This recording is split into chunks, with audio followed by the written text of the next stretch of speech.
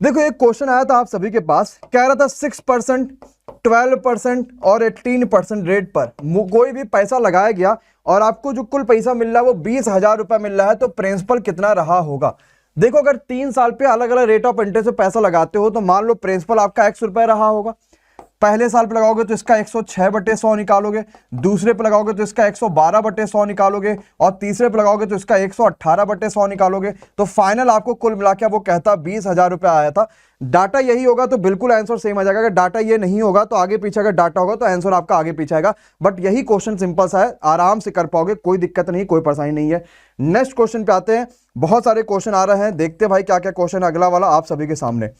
एक आया था कि जो खोया हुआ बच्चा को ढूंढने वाला एक नया ऐप बन रखा था। ये ऐप का क्या नाम था, एक बढ़िया क्वेश्चन था, जरा समझ लो। तो इस ऐप का नाम था रीयूनाइट, है ना। बहुत अच्छा क्वेश्चन था, बेहतरीन सा क्वेश्चन था, बहुत ही कम बच्चों को पता था। रीयूनाइट जो है ये आपको पता है वाणिज्य और उद्योग तथा नागरिक उड्डयन मंत्री जो है जिनका नाम था सुरेश प्रभु जी, तो इन्होंने ये ऐप का लॉन्चिंग करा था। रीयूनाइट इस ऐप का नाम था और ये खोए हुए जो बच्चे थे उनको क्या करता था, खोजने में काम करता था। इस पे अपना लोग रजिस्टर्ड करते थे चीजें, देन उसके बाद जो बच्चा गायब होता था उसको खोजने के लिए काम होता था।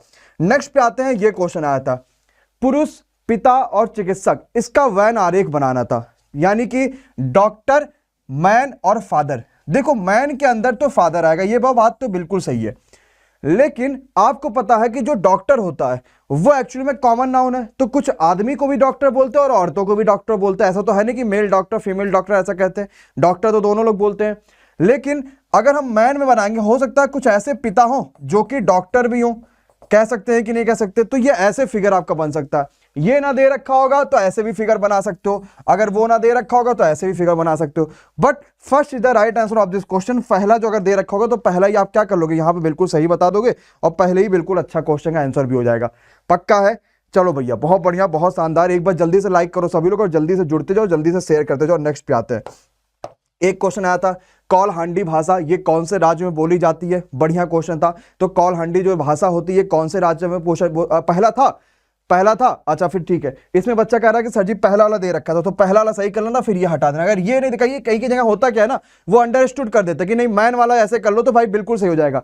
तो कौल हांडी जो भाषा हो गई, देखो आपको पता हांडी वाला जो नहीं होता, जब भगवान श्री कृष्ण जन्माष्टमी होता है तो हांडी का जो कार्यक्रम होता है वो महाराष्ट्र में और मथुरा में ज्यादा होता है। तो हम उसी से याद समझ सकते हैं कि हांडी मतलब हो गया Maharashtra. The right answer of the question. फिर हम महाराष्ट्र वहां पे क्या कर लेते हैं, समझ लेते कि भाई महाराष्ट्र हमारा क्या बिल्कुल सही आंसर हो जाएगा।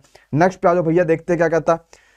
1,000 के 20 दर्जन केले आ गए, 40 केले उसमें खराब हो गए और हमें 30% का प्रॉफिट पाना है, तो कितने रुपए दर्जन हम केले बेचे ताकि हमारा जो मामला वो फिट हो पाए और हमें 30% का प्रॉफिट हो पाए। ये चीज जरा समझते हैं।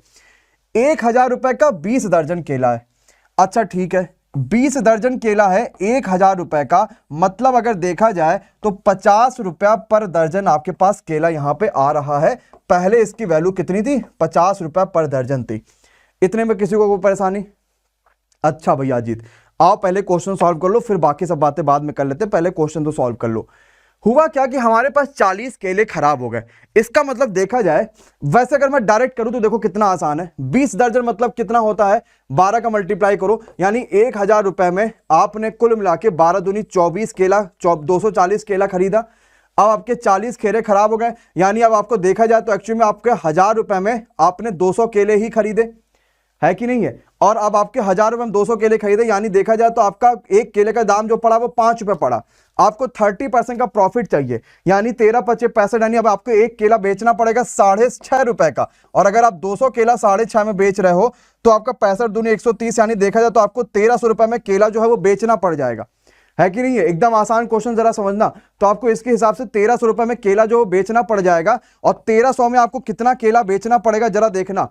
तो भाई हमें कुल मिला के जो केला बेचना वो 200 केला बेचना है और 1,300 में बेचना है, तो देखा जाए हमें 6.5 रुपए पर पीस, और 12 का मल्टीप्लाई कर दोगे तो 12 पंचे 60 आया 6, 12 छक्का 72 और 6 78, यानी 78 रुपए दर्जन हमें बेचना पड़ जाएगा, जो पहले 50 के हिसाब से हम बेच रहे थे।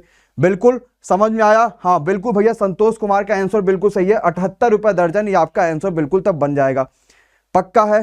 क्लियर है? कोई परेशानी, कोई दिक्कत नहीं, सबको समझ में आ गया बिना किसी परेशानी का, बिना किसी दिक्कत का। एक बार फाइनल बिल्कुल सही से समझिए कि फाइनल सही से आंसर एक बार क्या आ रहा है। और मैं फिर से एक बार समझाता हूं क्योंकि बहुत सारे बच्चों के नहीं समझ में आई बात, वो चीज समझते हैं। आज अभी मैं एक बच्चे से बात भी करूंगा तो आपको यह पता चल पाएगा कि अगर फेज चेंज हुआ है तो क्या क्वेश्चंस की क्वालिटी में या क्वेश्चंस के लेवल में या वहां पे सर्विस जो आपका सेंटर है वहां पे कुछ चेंजेस हुए हैं कि नहीं हुए, जरा वो चीज देखते हैं। हाँ जरा आओ समझते भाई। 1000 का 20 दर्जन, यार आपको पता है एक दर्जन में 12 केले होते हैं, तो 20 दर्जन में क्या 240 केले होंगे कि नहीं होंगे? यानी 1000 रुपए में आपने पहले 240 केला खरीदा, बट आपके 40 केले खराब हो गए। इसका मतलब हम ऐसा मान चलेंगे कि भैया हमें 1000 रुपए में एक्चुअली में 200 केला ही पड़ा, क्योंकि ऑलरेडी 40 केला तो खराब हो गया। यानी पहले जो केला मिला था वो 5 रुपए का एक मिला था, हमें इस पे चाहिए 30% का फायदा, यानी अभी हमें चाहिए 6.5 रुपए का एक केला हमें बेचना है। और टोटल अगर देखा जाए एक दर्जन में 12 केले होते हैं तो हमें 78 रुपए दर्जन बेचना पड़ेगा केला, तब जाके मामला हो पाएगा फिट। क्या बात एकदम क्लियर हो गया कि नहीं हो गया? अरे हाँ या ना, हो गया। तो नेक्स्ट क्वेश्चन पे आओ जरा देखते हैं। एक क्वेश्चन आया था कि जो आपका 124वां संविधान संशोधन है ना, ये किस चीज से संबंधित है? बढ़िया क्वेश्चन था। तो ये क्वेश्चन आया था सामान्य जो वर्ग हैं, जो आपकी जनरल कैटेगरी हैं, उसमें 10% रिजर्वेशन को लेके 124वां जो संविधान संशोधन था वो संबंधित था। आसान सा क्वेश्चन था, इजी सा क्वेश्चन है। और अगर अनुच्छेद की बात करेंगे तो अनुच्छेद जो है वो 15 और 16 में संशोधन करा गया है और एक क्लॉज 6 इसमें जोड़ा गया है। बढ़िया क्वेश्चन है, जबरदस्त क्वेश्चन था, शानदार सा क्वेश्चन था। आओ बढ़िया अगले क्वेश्चन पे। अब भैया ये क्वेश्चन बताओ, हमने इस क्वेश्चन को लेके बहुत माथापच्ची कर रखी है, बहुत बार आपको ये क्वेश्चन पढ़ा रखा, कुछ है नहीं इस क्वेश्चन में, जरा पढ़ो क्या कहता। माध्यिका 30 दे रखी है, माध्य 35 दे रखा है, तो बहुलक पूछा गया कितना आएगा। अब देखो लग रहा है कितना ज्यादा कठिन है क्या? किसी बच्चे को कठिन लग रहा है? हाँ या ना, जरा जल्दी से बताओ, क्या किसी बच्चे को कठिन लग रहा है? बिल्कुल नहीं लग रहा, आसान क्वेश्चन है। जरा देखो, हमें पता है जो आपका मोड होता है, बोले तो जो आपका बहुलक होता है। एक बार जरा बच्चे लाइक कर दो यार, जितना बच्चा देख रहा है। अगर किसी बच्चे ने अभी तक लाइक नहीं किया, एक बार पहले जोरदार तरीके से हर बच्चा, 2400 बच्चा, 2500 बच्चा यहां देख रहा है, सभी के सभी लाइक करो, कम से कम 2000 से ऊपर पहले तो लाइक हो। फिर अगला क्वेश्चन स्टार्ट करेंगे और अगले क्वेश्चन पे समझेंगे। बहुत शानदार क्वेश्चन पूछा है, बहुत ताकतवर क्वेश्चन पूछा है, तो सभी के सभी एक बार जल्दी से पहले लाइक करो। एवरीवन एंड एवरीबॉडी, सभी के सभी लाइक करो भाई। तो होता है ये 3 इंटू मीडियन, मैंने निकालना कैसे है वो भी आपको बताया था, याद करने की भी जरूरत नहीं है, एक कॉन्सेप्ट बस उसी का यूज करोगे तो आराम से आप क्वेश्चन को कर पाओगे। मतलब 3 टाइम्स ऑफ माध्यिका माइनस 2 टाइम्स ऑफ मीन, यानी 2 गुणे माध्य। बस आपको यही चीज करना है, क्वेश्चन आराम हो जाएगा, जरा समझो। तो भैया मोड आपसे पूछा गया है, बिल्कुल मोड पूछा गया, 3 टाइम्स ऑफ माध्यिका और माइनस 2 टाइम्स ऑफ मीन, यानी आपका आएगा 3 या 90 और 35 दूना 70, आंसर आ गया 20। बात हो गया क्लियर। क्या सभी का 20 आ रहा है कि नहीं आ रहा है? अरे हाँ या ना, आ रहा है। कोई परेशानी है, कोई दिक्कत है? नहीं, सबको एकदम क्लियर भी समझ में आ रहा है और 20 आंसर भी आ रहा है, इसमें भी कोई परेशानी नहीं है। तो चलो जरा नेक्स्ट क्वेश्चन में बढ़ते हैं अपन लोग और देखते हैं क्या कहता है। सबसे पहला सर्वोच्च न्यायालय का न्यायाधीश कौन बना था? तो आप सभी को पता है जस्टिस एच.जे. कानिया, ये सबसे पहले सर्वोच्च न्यायालय के न्यायाधीश बने थे। कुछ बच्चे बता रहे थे कि सर जी ये पूछा गया सबसे पहले महिला के बारे में पूछा गया था, तो वो भी देख लेते। अगर सबसे पहले पूछेगा तो आराम से कर लोगे। दूसरी बात पे आते कि अभी कौन है, तो अभी आपके अरविंद बोबड़े साहब। और अरविंद बोबड़े साहब कौन से नंबर के भाई, जरा कमेंट करके बता दो। अगर हम बात करते कि अरविंद बोबड़े चलो अभी हैं, लेकिन कौन से नंबर के हैं अरविंद बोबड़े, और कौन से नंबर के हैं अरविंद बोबड़े, और बताओ भैया। हाँ बिल्कुल सही आंसर है, अरविंद बोबड़े पूछेगा तो 47वें नंबर के हो जाएंगे। 65वां दादा साहब फाल्के पुरस्कार मरणोपरांत किसे मिला था? 65वें की बात कर रहा है, तो आप सभी को पता है ये मिला था विनोद खन्ना साहब को। अगर वो 65 वाले की बात करता है कि 65वां जो आपका दादा साहब फाल्के पुरस्कार था, विनोद खन्ना अगर ऑप्शन में दे रखा होगा तो ये बिल्कुल वहां पे सही आंसर हो जाएगा, बिल्कुल करेक्ट आंसर हो जाएगा, पक्का है। चले अगले क्वेश्चन पे आ जाओ जरा सा। ये बच्चा कह रहा था कि सर जी ये वाला क्वेश्चन पूछा गया, तो अगर ये वाला पूछा गया तो यही वाला देख लेते हैं। कहता है सुप्रीम कोर्ट की पहली महिला जज कौन थी? सुप्रीम कोर्ट की कौन थी भैया पहली महिला जज? तो Fatima Bibi the right answer of the question. कौन थी भाई? फातिमा बीबी थी। कोई परेशानी नहीं है, कोई दिक्कत भी नहीं है। तो न्यायमूर्ति फातिमा बीबी जो है वो सर्वोच्च न्यायालय के पूर्व न्यायाधीश हैं, न्यायाधीश थी और 1989 में पद पर नियुक्त होने वाली पहली भारतीय महिला बनी थी। बहुत ही शानदार सा क्वेश्चन। नेक्स्ट पे आ जाओ। एक क्वेश्चन आया था, अगर कार जो है वो ऑटोमोबाइल से संबंधित है, आपकी जो कार है ना, अगर मान लो वो ऑटोमोबाइल से संबंधित है, तो ये बताओ लैपटॉप किससे संबंधित होगा? तो देखो ये ऑप्शन पे डिपेंड करेगा कि ऑप्शन में क्या क्या है। ऑटोमोबाइल का मतलब ये होता है जहां पे कारें सर्विस होती हैं या फिर जहां पे कारें बदली जाती हैं, जहां पे कारों का पुर्जा वगैरह चेंज किया जाता है। तो ऐसा कुछ क्वेश्चन, या फिर ऑटोमोबाइल जो सेक्टर उसके अंतर्गत कार आता है, तो इलेक्ट्रॉनिक सेक्टर भी हम बोल सकते हैं कि इलेक्ट्रॉनिक सेक्टर जो सेक्टर है उसके अंतर्गत भी क्या आता है, आपका लैपटॉप आता है, वो हम बोल सकते हैं। अगर ऑप्शन में दे रखा होगा तो बिल्कुल इजीली बोल पाएंगे, बट अगर आप लाइक कर दोगे ना तो बिल्कुल करेक्ट आंसर भी शायद हम लोग विद इन सेकंडों में देख ले कि बिल्कुल करेक्ट आंसर भी क्या था, कुछ ना कुछ बच्चा तो भेज ही देगा, पक्का है। नेक्स्ट पे चले, आओ भैया अगले पे।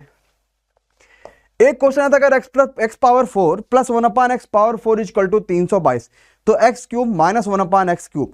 मॉर्निंग की 9 बजे वाली क्लास में हूबाहू, और जो मैंने अलजेब्रा कराया हूबाहू सेम टू यही क्वेश्चन मैंने कराया। एकदम आसान क्वेश्चन है, कुछ खास नहीं करना है, जरा समझो इस क्वेश्चन में क्या कहता है, बिल्कुल ध्यान से समझिएगा। अगर हमने दोनों साइड +2 कर दिया तो ये क्या बन जाएगा, x square plus 1/x square का होल स्क्वायर, और ये क्या बन जाएगा 324। ये स्क्वायर हटाओगे ये रूट में आ गया, और ये रूट का मतलब हो जाता 18। अब देखो मामला इतना बन गया। अब आपको क्या करना, दोनों तरफ -2 कर देना, ये -2 करो ये भी -2 करो। अब ये x - 1 का होल स्क्वायर बन जाएगा, और उधर बन गया 18 में से 2 जाएगा 16। ये स्क्वायर हटाओ ये रूट में आ गया, बराबर 4 कर दो।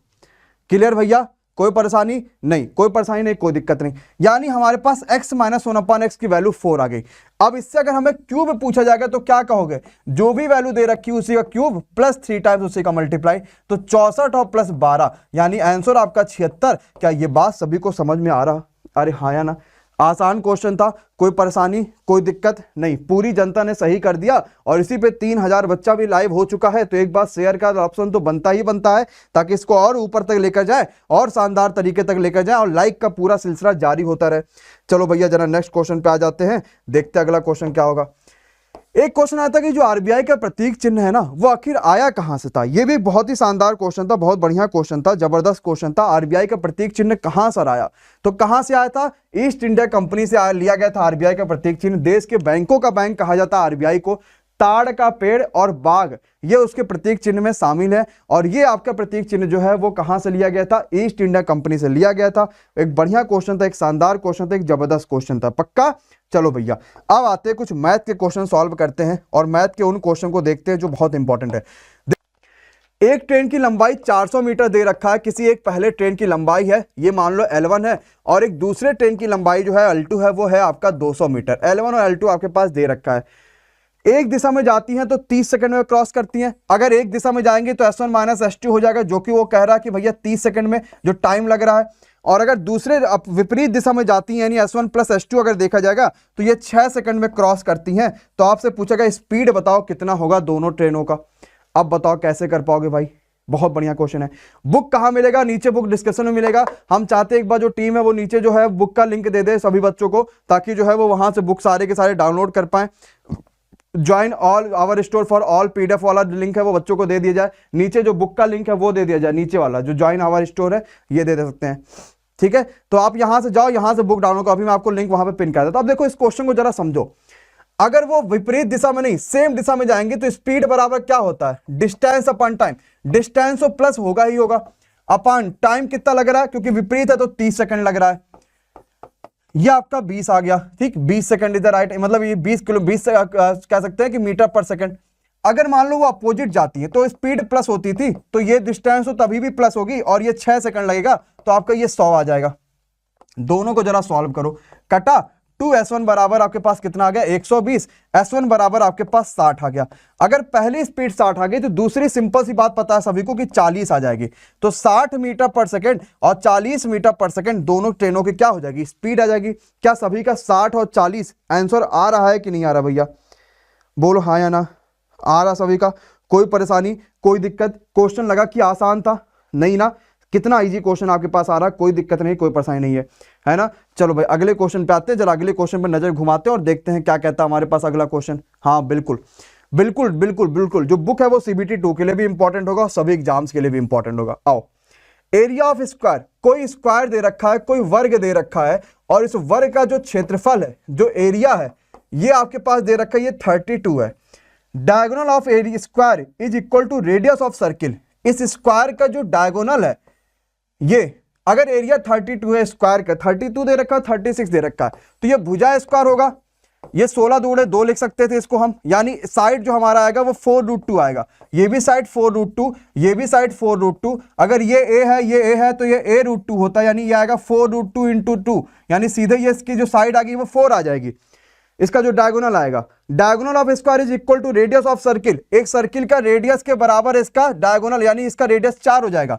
इस सर्किल का एरिया बताओ, इस सर्किल का एरिया बताओ कितना होगा। सर्किल का एरिया होता है पाई आर स्क्वायर, यानी 4 का स्क्वायर यानी 16 पाई, आंसर आ जाएगा। ऑप्शन में कहना दे भी रखा था सर जी, 16 9 ऐसे करके ऑप्शन में दे रखा था, तो आराम से कर पाओगे। लगा आसान, कोई परेशानी कोई दिक्कत नहीं, सबको आसान लग गया, सब कुछ समझ पा रहे हैं कि सर जी बहुत आसानी से क्वेश्चन हो पा रहा है बिना किसी परेशानी के, बिना किसी दिक्कत का। चलो अगले क्वेश्चन पे आते हैं, अगला क्वेश्चन पे देखते हैं। अभी बहुत सारे बच्चों जिनके जो है क्वेश्चन अभी हमें लेने हैं वो भी लेंगे, पहले और भी क्वेश्चन देख लेते हैं, क्योंकि लगातार बच्चों के जो क्वेश्चन कमेंट जो आ रहा है वो भी बहुत ज़्यादा आ रहा है, तो वो भी हम देख लेते हैं भाई। आओ अगले क्वेश्चन पे जरा देखते हैं, जरा नजर घुमाते हैं। अगला क्वेश्चन क्या कहता है भाई, कहता है एक त्रिभुज है ABC, ये त्रिभुज एक समकोण त्रिभुज है A B और C, ये आपके पास 3 और 4 दे रखा था। आपसे कहा था इसके अंदर अगर हमने एक अंतःवृत्त बना दिया तो इस अंतःवृत्त का रेडियस कितना आएगा, ये क्वेश्चन आपसे पूछा गया। जो अंतःवृत्त बनाया इसका रेडियस कितना आएगा, जरा जल्दी से बता दो भैया क्या हो पाएगा। जो अंतःवृत्त हमने इसके अंदर बनाया वो उसका रेडियस कितना आएगा। बहुत बढ़िया बहुत बढ़िया। अच्छा पीछे क्या हो गया, 4, अच्छा ये 4 दूनी 8 कर लो, ये 2 2 4 हो गया, 4 दूनी इसको 8 कर लो, ठीक है, ये 8 कर लो, तो 8 का स्क्वायर करोगे तो ये 64 पाई आ जाएगा, ठीक है, ये 64 पाई कर लो भैया, ठीक है ठीक है ठीक है ठीक है ठीक है ठीक है, ओके। आओ अब ये बताओ ये कितना आएगा। अब आपको देखो घबराना नहीं है, 3 4 तो ये 5 हो जाता है। अगर किसी भी समकोण त्रिभुज की बात करोगे तो आपको पता है a + b - c/2, यही तो होता है, मतलब ये दोनों साइडे का सम माइनस ये, यानी 4 + 3 -5/2, तो 4 3 7 में से 5 घटा दो, तो आपको पता है भैया 7 में से 5 घटा दोगे तो कितना आ जाएगा। हाँ और हाँ, 7 में से 5 घटा दोगे तो 2/2 बोले तो आंसर आपका फिर 1 आ जाएगा। क्लियर। 2.5 अगर आपके इसका ये पूछता, मान लो अगर इसके बाहर रेडियस पूछ लेता, यानी बाहर जो आपका वृत्त बन रखा है, यानी जो इसका सरकम सेंटर बन वो बन गया, सर्किल बन गया, अगर इसका पूछता तो ये कितना आता, तो ये 2.5 आता। समझ में आ रहा है। अगर ये पूछता तो ये 2.5 आता, आया समझ में। हाँ अगर ये पूछता तो ये 2.5 आ जाता, बाकी ऐसे 2.5 नहीं आएगा। क्लियर है भैया, कोई परेशानी कोई दिक्कत नहीं, सबको समझ में आ रहा है, सबको एकदम क्लियर हो जा रहा है बिना किसी परेशानी का, बिना किसी दिक्कत का। चलो ठीक है अगले क्वेश्चन पे आते हैं, अगले क्वेश्चन पे जरा नजर घुमाते हैं और अगला क्वेश्चन पे देखते हैं क्या होगा। ठीक है आओ जरा पहले कुछ आज, चलो ठीक है और भी क्वेश्चन कर लेते हैं पहले, क्योंकि बहुत सारे बच्चों ने ऑलरेडी भेज रखा है, माध्यिका वाला मैंने करा दिया है ना। ठीक है एक क्वेश्चन ऐसा दे रखा था, परसेंटेज का दे रखा था, ठीक है चलो ओके। आज टाइम वर्क से भी क्वेश्चन आए थे अच्छे खासे से, मतलब सभी को टॉपिक के क्वेश्चन आज अच्छे खासे पूछे गए थे, जरा समझते हैं। अब आते पहले कुछ बच्चों से बात करते हैं कि क्या हाल था आज के पेपर का, क्योंकि इतने दिन बाद आज पेपर हुआ है, तो क्या सेंटर पे कोई दिक्कत हुई कि नहीं हुई, और भी जो बातें थी वो हुई कि नहीं हुई, वो जरा देखते हैं, है ना। स्विच ऑफ हो गया नंबर, हमें लग रहा है ये भैया घर भी नहीं पहुंचे क्या, ये बच्चे का नंबर तो स्विच ऑफ आ रहा है, और भी दूसरे बच्चे पास करते हैं। चलो अभी ये स्विच ऑफ है नंबर, चलो कोई दिक्कत नहीं भाई। अभी कई सारे बच्चे जो मैसेज कर रहे हैं उनमें से किसी एक को मिला के देखते हैं, बाकी और भी पहले क्वेश्चन डिस्कस कर लेते हैं, और भी क्वेश्चन क्या है। ठीक है रिलेशनशिप से 3 क्वेश्चन आ रखे थे, है ना, 3 क्वेश्चन फॉर रिलेशन, जो रिलेशन वाले क्वेश्चन आते हैं, है ना। कोडिंग डिकोडिंग से भी 3 4 क्वेश्चन आ रखे थे, भैया इसको ये कहा जाता है, उसको वो कहा जाता है, उसको वो कहा जाता है, तो ये सब भी आपके पास आ रखे थे। ठीक है ठीक है मैं देखो पीडीएफ बच्चे जो भी मांगते हो, पीडीएफ सभी का लिंक नीचे डिस्क्रिप्शन में दे रखा, पीडीएफ का लिंक, और आपको देखो मैंने वो भी कर दिया है ना, वो ऊपर भी मैंने आपको लिंक दे दिया ताकि आप आराम से कर पाओगे। एक वर्ग का विकर्ण आपके पास 20 दे रखा है, तो परिमाप बताओ। एक वर्ग है, वर्ग का विकर्ण उसने कहा कि भैया 20 दे रखा है, तो परिमाप कितना आएगा। विकर्ण क्या होता है किसी वर्ग का, a√2 होता है, इसकी वैल्यू 20 दे रखा है, नहीं a बराबर आएगा 20/√2 आ जाएगा। ऊपर नीचे √2 का मल्टीप्लाई कर लो अपनी सुविधा अनुसार, तो होगा क्या, नीचे 2 से कटोगे 2 दाएं में 20, तो ये 10√2 आ जाएगा। चारों साइड 10√2 10√2 10√2 10√2 चारों साइड होंगे, अगर चारों साइड 10√2 हो गए तो परिमाप टोटल आ जाएगा आपके पास 40√2। क्या ये बात बिल्कुल सही आंसर आ जाएगा कि नहीं आ जाएगा, आ जाएगा, कोई परेशानी कोई दिक्कत नहीं ना। चलो ठीक है, बिल्कुल अच्छा हो गया, बिल्कुल क्लियर हो गया। चलिए सबसे पहले क्वेश्चन पे डिस्कस करते हैं जो कि आपको आज देखने को मिला है। ये क्वेश्चन कह रहा था कौन सा वेब ब्राउजर नहीं है। ऑप्शन दे रखा था आप सभी के सामने, तो जो भी दे रखा होगा वो आप लोग जान लीजिएगा कौन सा वेब ब्राउजर नहीं है।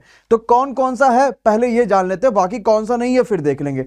तो भाई क्रोम आप सभी जान ही रहे हो, गूगल क्रोम सबको पता है ये वेब ब्राउजर है। एक्सप्लोरर, इंटरनेट एक्सप्लोरर ये भी पता है। एज, माइक्रोसॉफ्ट एज, इनमें जरा देखते हैं फायरफॉक्स, और साथ ही साथ सफारी और ओपेरा, ये सभी के सभी ऑप्शन में से आपके पास दे रखा था, बिल्कुल है। वो भी एक सफारी भी क्या एक आपका ब्राउजर ही है। ये किसके लिए होता है? एप्पल मोबाइल्स के लिए होता है, उसमें सफारी दे रखा होता है। ठीक है, नेक्स्ट पे आते देखते दूसरा क्वेश्चन आपके सामने क्या कहता है। एक आता बेटी बचाओ बेटी पढ़ाओ योजना, ये कहां से शुरू हुई थी? तो सबसे पहले जानते हैं कि ये योजना आई कब थी, क्योंकि इंपॉर्टेंट ये भी है, ये भी अगले वाले में आपके पेपर में आ सकता है। तो 2015 22 जनवरी को दिन बेटी बचाओ बेटी पढ़ाओ योजना स्टार्ट हुई थी। और कहां से स्टार्ट हुई थी तो सभी को पता होना चाहिए, हरियाणा के पानीपत से ये योजना स्टार्ट हुई थी। पानीपत की लड़ाई भी आपको पता ही होगा, है ना। हरियाणा के पानीपत से ये लड़ाई, ये जो बेटी पढ़ाओ और बेटी बचाओ जो योजना थी वो स्टार्ट हुई थी। बहुत अच्छा क्वेश्चन है, बहुत बेहतरीन सा क्वेश्चन था, और शानदार पेपर में आपके ये क्वेश्चन लगातार पूछा जा रहा है। चलिए अगले क्वेश्चन पर जरा डिस्कस करते हैं, देखते हैं अगला क्वेश्चन क्या है। एक क्वेश्चन आया था कि सबसे ज्यादा बार मुख्यमंत्री कौन बना है, किस राज्य के ऐसे मुख्यमंत्री हैं जो सबसे ज्यादा बार मुख्यमंत्री बन चुके हैं। तो अच्छा क्वेश्चन था, सभी को पता है पवन कुमार चामलिंग साहब, जो कि आपके सिक्किम के हैं, और ये लगातार 5 बार सिक्किम के मुख्यमंत्री पद पर रह चुके हैं। और ये किसी एक राज्य के लिए मैक्सिमम भी है कि वहां पे 5 बार लगातार जो है कोई एक पद पे उस रह चुका है, ये भी एक बड़ी बात है। चलिए और भी क्वेश्चन आ चुके हैं, सारे के सारे क्वेश्चन डिस्कस करते हैं। 15 फरवरी को जो सेकंड शिफ्ट के पेपर है उसमें जितने भी क्वेश्चन है वो हम लोग डिस्कस करते हैं। आंसर सभी के सभी बताते रहिएगा कि क्वेश्चन के क्या क्या सही सही आंसर्स आपके आ रहे हैं। Ready everyone? चलो एक आया था रत्नावली किसने लिखा है, बढ़िया क्वेश्चन, शानदार सा क्वेश्चन और बहुत ही इजी का क्वेश्चन। रत्नावली के राइटर कौन है बताइए जरा जल्दी से, क्या हो सकता है रत्नावली के राइटर। और हमने जो आपको पीडीएफ करा दे रखी है ना, जो कि इसमें आपने सारे के सारे हमने जो हर चीज के राइटर आपको बताइए, सेम वही क्वेश्चन यहां आ गया। पूछा था कौन सा नेचुरल सोर्स है, इन सभी ऑप्शन 4-5 ऑप्शन दे रखा था, और आपसे पूछा था कौन सा नेचुरल सोर्स है। तो नेचुरल सोर्स कौन सा है, अब ये ऑप्शन पे भी डिपेंड करेगा। कौन सी नदी अरेबियन सी में जाके मिलती है? अरे वाह बढ़िया क्वेश्चन यार। अरेबियन सी में कौन सी नदी जाके मिलती है, अरेबियन सी में जाके मिलने वाली नदी कौन सी है? सबसे पहले आते हैं रत्नावली किसने लिखा है, तो सबको पता होगा रत्नावली लिखा है हर्ष ने। बहुत अच्छा क्वेश्चन है, बहुत इंपॉर्टेंट भी क्वेश्चन था, ये पूछा ही जाना था, आज नहीं तो कल आना ही आना था। नेचुरल सोर्स ऑप्शन के अकॉर्डिंग बच्चा कह रहा है कि सनलाइट दे रखा था, कौन सा नेचुरल सोर्स है? तो आप सभी को पता है सनलाइट जो है यानी जो सूर्य की रोशनी है वो एक नेचुरल सोर्स है, और नेचुरल सोर्स आपके पास शायद दे रखा था। कौन सी नदी अरेबियन सी में जाके गिरती है, तो सतलज ऑप्शन में दे रखा था। तो क्या सतलज है? मुझे कंफर्म तो नहीं चल रहा, पता चला है ये कि सतलज है कि नहीं है जो अरेबियन सी में जाके गिरती है। क्या सतलज बिल्कुल सही आंसर हो सकता है? मुझे बस जरा जनता सारे के सारे कंफर्म करो, क्या सतलज अरेबियन सी में जाके गिरती है, हाँ या ना? चलो और गिरती है, अच्छा ठीक है, चलो फिर ठीक है। अगर सतलज गिरती होगी तो देख लें, मुझे कंफर्म नहीं है कि सतलज गिरती है कि नहीं गिरती, पूछना पड़ेगा भाई सतलज नदी से ही। नहीं गिरती है, अच्छा फिर ठीक है, देख लेना जो भी होगा, इसको स्टार कर लेना, अपने आप देख लेना इसको। एक क्वेश्चन आया था उत्तराखंड और तिब्बत को कौन सा दर्रा अलग करता है? उत्तराखंड बोले तो यूके एंड बोले तो तिब्बत, इनको कौन सा जो दर्रा है वो अलग करता है, ये क्वेश्चन पूछा गया। जो पास है वो कौन सा है इनके बीच में, ये क्वेश्चन पूछा गया। हाँ बहुत तगड़ा क्वेश्चन है, ये भी बहुत बेहतरीन क्वेश्चन है। हाँ चलो भाई आओ जरा जल्दी से बता दो, उत्तराखंड और तिब्बत इनको कौन सा दर्रा अलग करता है? बहुत तगड़ा क्वेश्चन था, है ना। चलो भैया तो कौन सा दर्रा है? पास, ठीक। एक क्वेश्चन है तो यूनाइटेड नेशन एनवायरनमेंट प्रोग्राम यानी कि इसका जो हेडक्वार्टर कहां पर है? यूएनईपी का हेडक्वार्टर पूछा गया था भाई, यूएनईपी का हेडक्वार्टर पूछा गया था, कहां पर? यूएनईपी यानी यूनाइटेड नेशंस एनवायरनमेंट प्रोग्राम, इसका हेडक्वार्टर कहां पर है? ये तो हमने कर रखा अपने हेडक्वार्टर, अभी 2-3 दिन पहले ही वीडियो डाली थी, उसी में क्वेश्चन मैंने दे रखा था। तो कहां पर है इसका हेडक्वार्टर? नैरोबी, वेरी गुड यार, बहुत बढ़िया, नैरोबी। और नैरोबी कहां पर है ये भी क्वेश्चन पूछा जा सकता है कि नैरोबी कहां पर है, तो केन्या में बिल्कुल सही आंसर हो जाएगा, है ना। इसका हेडक्वार्टर कहां पर है? नैरोबी में। और नैरोबी कहां पर है? तो नैरोबी आपका केन्या में, ये भी बात आपके लिए बिल्कुल सही आंसर हो जाएगा। गगन का फुल फॉर्म पूछा गया था, GAGAN, इसका फुल फॉर्म पूछा गया था, फुल फॉर्म, ठीक। महात्मा गांधी जी की कौन सी डेथ एनिवर्सरी थी? ये क्वेश्चन पूछा गया है ऐसा कुछ करके। महात्मा गांधी जी के ऊपर देखो क्वेश्चन अब क्या ही बचा रह गया, सही बात है, तो अब यही सब पूछा जा रहा है। महात्मा गांधी जी की कौन सी नंबर की डेथ एनिवर्सरी मनाई गई है इस बार, ये क्वेश्चन पूछा गया। कई सारे बच्चों को 26 जनवरी नहीं पता कि 26 जनवरी और 15 अगस्त कौन से वाले आपकी था, तो भाई महात्मा गांधी के डेथ एनिवर्सरी तो बहुत दूर की बात है कि नहीं है। हाँ आते हैं, तो गगन का फुल फॉर्म क्या होता है? GPS aided geo augmented navigation system. ये आप गूगल पे डालोगे तो आपको पूरा मिल जाएगा, मैं इतना लिखूंगा तो टाइम आपका वेस्ट होगा। महात्मा गांधी जी की कौन सी वाली थी? 72वीं, 71वीं और 71st। 202 कैसे हो जाएगा दादा? ये 202 वाले बच्चे कौन बता रहे? डेथ एनिवर्सरी पूछा गया है ना, तो डेथ एनिवर्सरी कौन हो जाएगी? 71st हो जाएगी। फर्स्ट खेलो इंडिया यूथ गेम्स कहां पर हुआ था? खेलो इंडिया यूथ गेम फर्स्ट वाला कहां पर हुआ था? कौन सा फर्स्ट खेलो इंडिया यूथ गेम्स कहां पर हुआ? खेलो इंडिया यूथ गेम्स कहां पर हुआ? जरा जल्दी से बता दो भैया, ये कहां पर हुआ था? बढ़िया क्वेश्चन है, एकदम आसान सा क्वेश्चन है, एकदम इजी सा क्वेश्चन है। फर्स्ट खेलो इंडिया यूथ गेम कहां पर हुआ था? तो ये कहां पर हुआ था? दिल्ली में हुआ था। अच्छा क्वेश्चन, सिंपल क्वेश्चन, आराम से कर पाओगे बिना किसी परेशानी, बिना किसी प्रॉब्लम के। इंडिया बांग्लादेश लैंड की जो बाउंड्री एग्रीमेंट है ये कब साइन हुआ था? इंडिया एंड बांग्लादेश, इनका जो लैंड का जो एग्रीमेंट है ना, इनका जो बाउंड्री का लैंड का जो एग्रीमेंट है, बाउंड्री लैंड का जो एग्रीमेंट है, ये कब साइन हुआ? ये क्वेश्चन नहीं पूछा गया यार। तगड़े क्वेश्चन आ गया आज तो सेकंड सेट में। अभी मैंने 3 बच्चों से बात की, उन्होंने सबने कहा यार आज, अब देखो जीए अच्छे लेवल का आ रहा है, ये बात याद रखना। तो जीए में थोड़ा अंदर से जाके पढ़ो चीजें के, है ना, तो वो थोड़ा आपको अच्छे से पढ़ोगे, नहीं तब तक मजा नहीं आएगा। तो 2016 is the right answer of this question. 2016 यहाँ पे क्या हो जाएगा? बिल्कुल सही आंसर हो जाएगा। जो ये एग्रीमेंट थी एक्चुअली में 2016 में हुई थी, जो कि बहुत अच्छा क्वेश्चन है, वो बहुत तगड़ा क्वेश्चन है। हाँ डर रहे हैं कह रहे हैं सर जी, चलो भाई कोई दिक्कत नहीं है। 100वां संविधान संशोधन किससे संबंधित था? 100 जो आपका संविधान संशोधन था ये किससे संबंधित था? ये भी क्वेश्चन पूछा गया। 100वां संविधान जो संशोधन था ये किससे संबंधित था? ये क्वेश्चन पूछा गया। बताओ भैया क्या हो पाएगा? तो भाई ये क्या हो जाएगा? भारत और बांग्लादेश की भूमि संधि से यही संबंधित था। ठीक है, जो इनका एग्रीमेंट था वो इसी संबंधित, शायद इसी दोनों में से एक कोई क्वेश्चन पूछ रखा था, है ना, तो दोनों में से कोई एक दे रखा था। अब देख लेना कि भाई क्या दे रखा होगा, दोनों में से एक जो भी दे रखा होगा अपने हिसाब से उसको कर लेना कि जो भी होगा। हाँ चलो आते, सब कह रहे हैं सब तुक्काबाज है सर जी, यहाँ पे कोई ऐसा नहीं है जो सही आंसर बताता हो। कोई कहेगा आज, कोई कहेगा कल, कोई कहेगा परसों। चलो एक आया था परिवेश का फुल फॉर्म बताओ। ये भी बहुत ज्यादा नहीं कि बहुत ज्यादा कठिन तो नहीं है, ये भी आसान क्वेश्चन है। परिवेश का फुल फॉर्म क्या होता है? Proactive and responsive. आपका ये परिवेश का क्या होता है? फुल फॉर्म होता है, बहुत लंबा फुल फॉर्म है, तो पढ़ लेना भैया परिवेश है क्या, किस मिनिस्ट्री के अंतर्गत आती है। इसकी पीडीएफ आपको टेलीग्राम ग्रुप पे मिलेगी, और टेलीग्राम ग्रुप पे जब ज्वाइन होगे तो आपको इसकी कंप्लीट पीडीएफ मिल जाएगी, बिना किसी परेशानी, बिना किसी दिक्कत का, कई सारी चीजें हो जाएंगी, है ना। चलो अगले क्वेश्चन पे आते हैं भैया। एक क्वेश्चन बहुत आसान सा आया था, ये क्वेश्चन, WTO का 2015 में 164वां सदस्य बना था कोई, कौन बना था? ये बताओ। आंसर ही तो बता रहे हैं, हम कहां कुछ कर रहे हैं, आंसर ही तो बता रहे हैं। तो WTO का 2015 में जो 164वां सदस्य बना था, ये कौन बना था? ये जरा देखते हैं। तो ये बना था अफगानिस्तान। अब जरा WTO के बारे में बात आई है, यानी कि बोले तो ट्रेड ऑर्गेनाइजेशन, बोले तो विश्व व्यापार संगठन के बारे में बात आई है, तो जरा देखते हैं वो क्या दे रखा, वो जरा समझते हैं।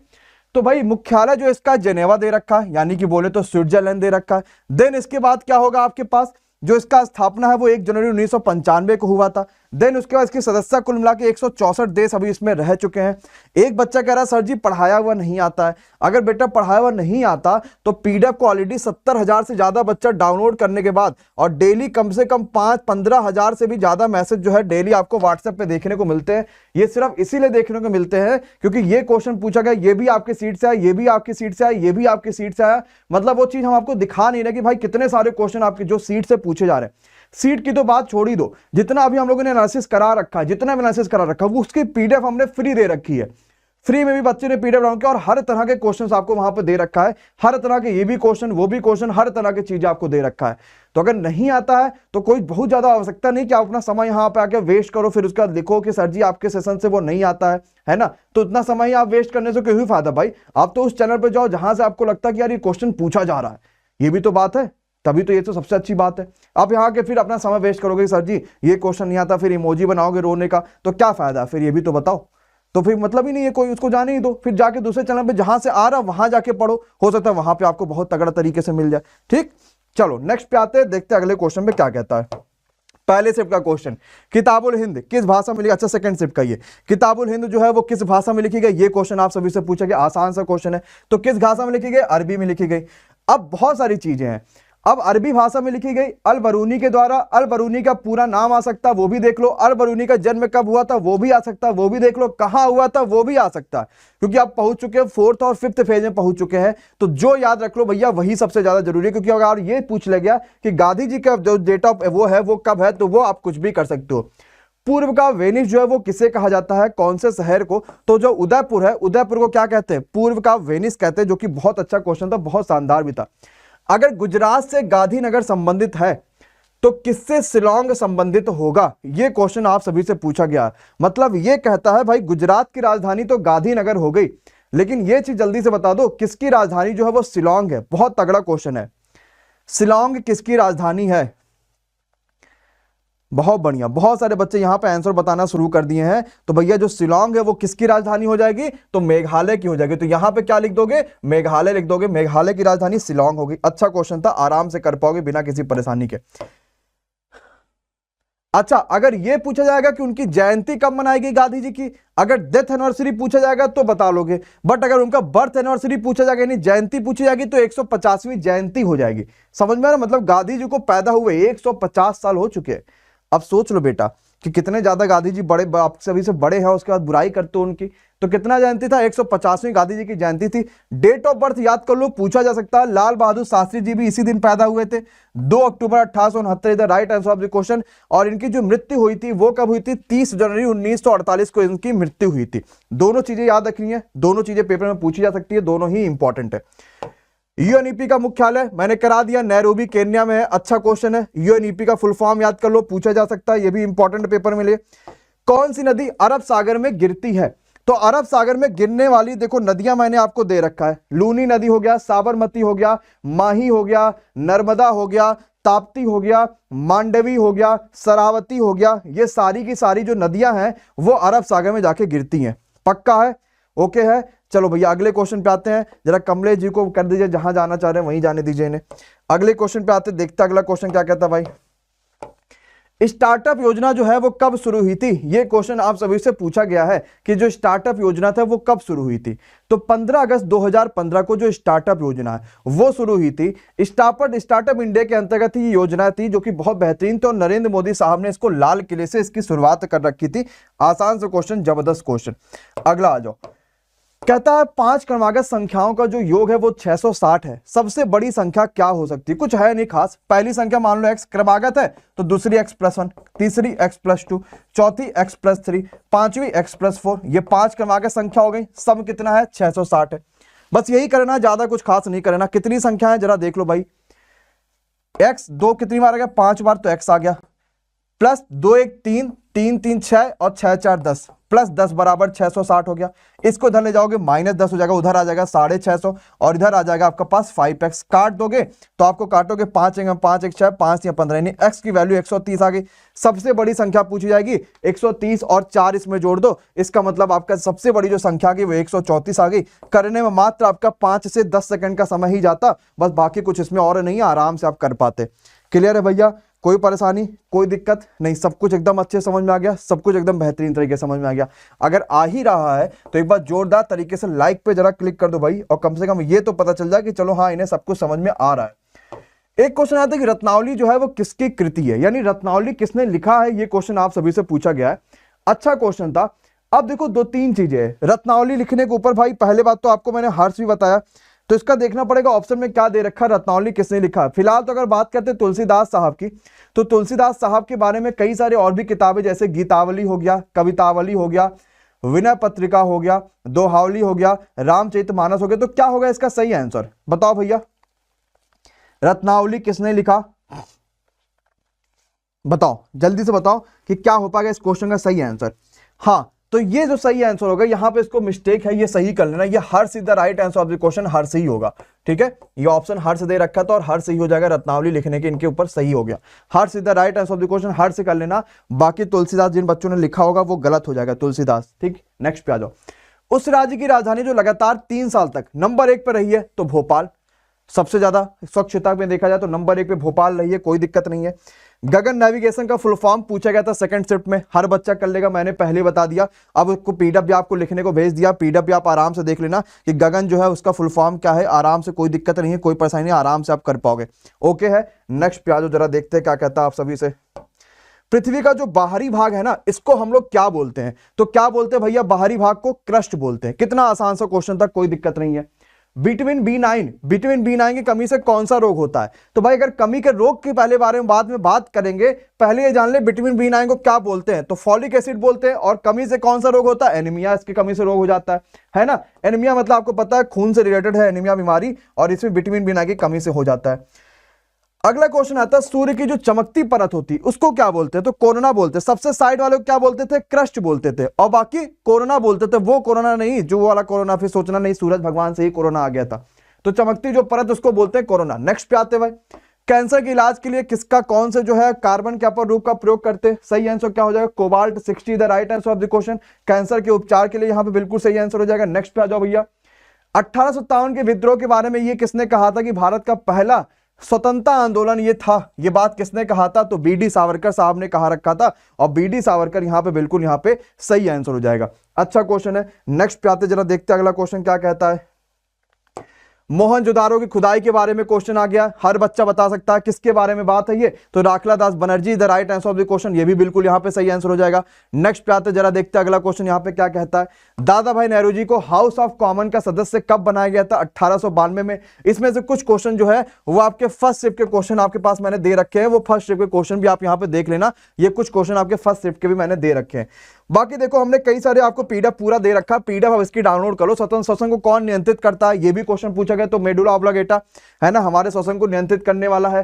जो आपसे क्वेश्चन अगला क्या पूछा गया कि भाई कोविड-19 का किस राज्य में सबसे पहली मृत्यु हुई थी? ये बहुत बेहतरीन क्वेश्चन था, आज के पहले शिफ्ट का ये क्वेश्चन था। तो कोविड-19 का जो पहली मृत्यु हुई थी सबसे पहले, वो कहां पर हुई थी? तो कर्नाटक में हुई थी। अच्छा क्वेश्चन, आसान सा क्वेश्चन पूछा गया था, रिपीटेड क्वेश्चन है, याद रखना। चलो बहुत बढ़िया, बहुत बढ़िया, सभी लोग रेडी हो? तो चलो पहला क्वेश्चन मैं आपके सामने रखता हूं। कह रहा है आईपीएल 2020 में, ठीक है, आईपीएल 2020 में सबसे ज्यादा विकेट लेने वाले खिलाड़ी कौन थे? ठीक है, सबसे ज्यादा विकेट, ठीक है, सबसे ज्यादा विकेट लेने वाले, ठीक है, विकेट लेने वाले खिलाड़ी पूछा है, सबसे ज्यादा विकेट लेने वाले, सबसे ज्यादा, ठीक है, सबसे ज्यादा विकेट लेने वाले खिलाड़ी का नाम पूछा था। बताइए, कमेंट करके सभी को बताना है, कमेंट करके सभी को बताना है। चलिए बहुत बढ़िया, कगिसो रबाड़ा। तो क्या हो जाएगा इसका राइट आंसर? हो जाएगा कगिसो रबाड़ा हो जाएगा। चलो एक चीज और बता दो भैया, पर्पल कैप किसको मिला था? आईपीएल 2020 में सबसे ज्यादा रन किसने बनाए थे जिसको पर्पल कैप मिला था? बताइए क्या हो जाएगा इसका राइट आंसर? सबसे ज्यादा रन बनाने वाला खिलाड़ी कौन था? तो याद रखिए केएल राहुल, ठीक है, केएल। कगिसो रबाड़ा हमारे हो जाएंगे, कगिसो अगर रबाड़ा हो जाएंगे हमारे, कगिसो रबाड़ा हमारे सबसे अधिक विकेट लेने वाले हैं। और केएल राहुल जो है वो सबसे ज्यादा रन बनाया था इन्होंने, ठीक है, याद रखिएगा।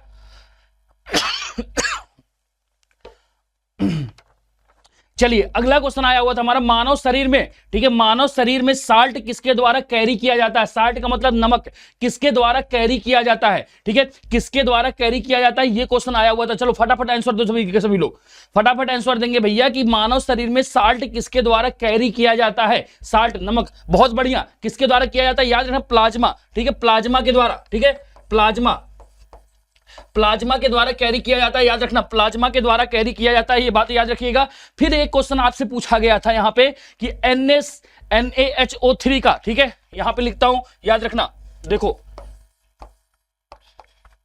CO3 का पूछा था, इसको क्या बोलते हैं? ठीक है, इसका दूसरा नाम क्या है? इसका नाम पूछा था, क्या बोलते हैं इसको? बताओ सभी के सभी, क्या बोलते हैं NaHO3 को? ठीक है, इसको क्या बोलते हैं? हाँ, तो याद रखना इसका क्या हो जाएगा इसका right answer?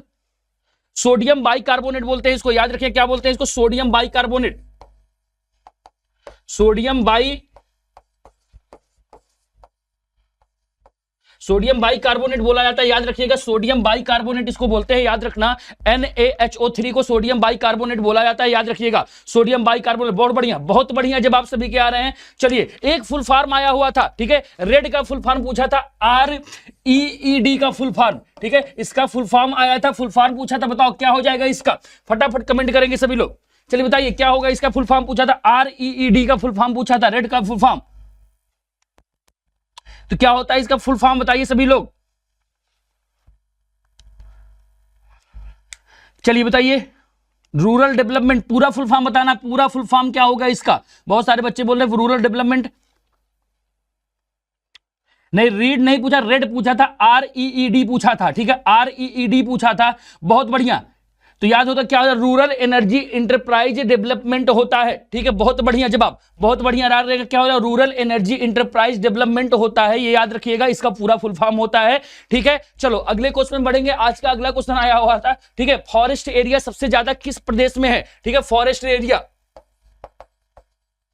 Forest area, forest area सबसे ज्यादा कहां पे है, सबसे ज्यादा किस स्टेट में है, किस स्टेट में है, तो याद रखना। चलो कमेंट करके बताओ सभी के सभी, किस स्टेट में सबसे ज्यादा फॉरेस्ट एरिया है, किस स्टेट में सबसे ज्यादा, बहुत बढ़िया जवाब क्या हो जाएगा, मध्य प्रदेश में, MP में है, ठीक है, सबसे ज्यादा कहां पे है, MP में है, याद रखना, MP में पूछा गया था क्वेश्चन ये कि MP में सबसे ज्यादा फॉरेस्ट एरिया है। देखो आज का बहुत ही बेहतरीन का पेपर आया हुआ था, बहुत सारे बच्चे यहाँ पे, ठीक है। फिर एक आया था आकाश मिसाइल की मारक क्षमता पूछा था, ठीक है, आकाश मिसाइल, ठीक है,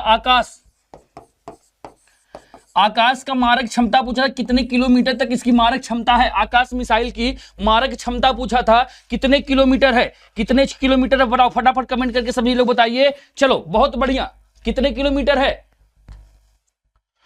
बहुत बढ़िया, जिसका जवाब 30 किलोमीटर है उसका सही हो जाएगा, 30 किलोमीटर इसकी मारक क्षमता है, याद रखना 30 किलोमीटर, ठीक है, 30 किलोमीटर इसकी मारक क्षमता है, याद रखिएगा 30, ठीक। चलो आज का हमारा अगला क्वेश्चन पूछा था, यूएनओ में भारत कब शामिल हुआ, ठीक है, यूएनओ का मतलब सदस्य पूछा कि यूएनओ में भारत मतलब इंडिया कब शामिल हुआ, ठीक है, इंडिया कब शामिल हुआ, भारत कब शामिल हुआ यूएनओ में, सन पूछा था वहां पे कब शामिल हुआ था, तो याद रखना यहां पे क्या हो जाएगा, 1945 में, ठीक है, 1945 में शामिल हुआ था, 1945, ठीक है, 1945 में शामिल हुआ था इंडिया, 1945, बहुत बढ़िया। चलिए बहुत बढ़िया, बहुत बढ़िया। चलो फिर एक क्वेश्चन आया था, भारतीय रुपए का लोगो किसने डिजाइन किया, ठीक है, भारतीय रुपए का लोगो जो है वो किसने डिजाइन किया था, भारतीय रुपए का लोगो, बताइए, कमेंट करते रहो भाई सभी के सभी, भारतीय रुपए का लोगो किसने डिजाइन किया था, भारतीय रुपए का लोगो, भारतीय रुपए का लोगो, उदय कुमार, बहुत बढ़िया, उदय कुमार धर्मालिंगम पूरा नाम है उनका, ठीक है, उदय कुमार धर्मालिंगम, ठीक है, लोगो डिजाइन किया था भारतीय रुपए का, भारतीय रुपए का क्या लोगो, ठीक है, लोगो डिजाइन किया था इन्होंने, भारतीय रुपए का लोगो डिजाइन किया था इन्होंने, ठीक है, भारतीय रुपए का लोगो डिजाइन किया था किसने, उदय कुमार धर्मलिंगम ने, ठीक है, याद रखिए धर्मलिंगम, ठीक है, धर्मलिंगम, ठीक। चलो आगे आया था यहां पे एक क्वेश्चन आया हुआ था कि ऑनलाइन मीटिंग किसके द्वारा की जाती है, ठीक है, इस क्वेश्चन में ऑप्शन क्या क्या आए थे ये तो नहीं पता चल पाया कि ऑप्शन क्या क्या आए थे, लेकिन क्वेश्चन पूछा था कि ऑनलाइन मीटिंग, ठीक है, ऑनलाइन मीटिंग किसके द्वारा की जाती है, ठीक है, तो इसका राइट आंसर बता दो भाई सभी के सभी, ऑनलाइन मीटिंग किसके द्वारा की जाती है, ये क्वेश्चन आया हुआ था, तो इसके बहुत सारे जवाब हो सकते हैं, ठीक है, लेकिन ऑप्शन आप लोग देख लीजिएगा, यहां पे गूगल मीटिंग भी हो सकता है, जूम मीटिंग भी हो सकता है, तो बहुत सारे यहां पे अभी चल चुके हैं, तो वहां पे कौन सा ऑप्शन आया था, ये ऑप्शन कंफर्म नहीं हो पाया कि कौन सा ऑप्शन आया था, बच्चों ने ये बता नहीं पाया, तो याद रखना यहाँ पे गूगल हो जाएगा, गूगल मीटिंग मान के चलते हैं हम लोग, ठीक है, गूगल मीटिंग के द्वारा हम यहाँ पे ऑनलाइन मीटिंग कर सकते हैं, ठीक है, याद रखना। चलो अगला क्वेश्चन देखते हैं, क्या क्वेश्चन आया था, सूर्य जब पृथ्वी से सबसे दूर होता है तो उसको क्या बोलते हैं, ठीक है, सूर्य जब पृथ्वी से, ठीक है, पूछा है जब सन क्या होता है, सन जो होता है वो पृथ्वी से अर्थ से, पृथ्वी मतलब अर्थ से, आपका अर्थ से जब सबसे अधिक दूरी पे सबसे अधिक दूरी पे हो तो उसको, उस प्रक्रिया को क्या बोला जाता है, उसको क्या बोलते हैं, बताओ क्या बोलते हैं उसको, जब सबसे अधिक दूरी पे हो तो उसको क्या बोलते हैं, अपसौर बोला जाता है, क्या बोलते हैं, अपसौर। सबसे अधिक जब जब जब ज्यादा दूरी पे हो जाता है तो उसको अपसौर बोला जाता है, ठीक है, अपसौर। बहुत बढ़िया, बहुत बढ़िया। चलिए, ये क्वेश्चन पूछा गया था। फिर एक क्वेश्चन आया था मैन बुकर प्राइज विनर 2020 का पूछा था। मैन बुकर प्राइज कौन है, किसने जीता है, बताइए। Man Booker prize winner, Man Booker prize, चलिए बताइए, मैन बुकर प्राइज, ठीक है, मैन बुकर प्राइज विनर।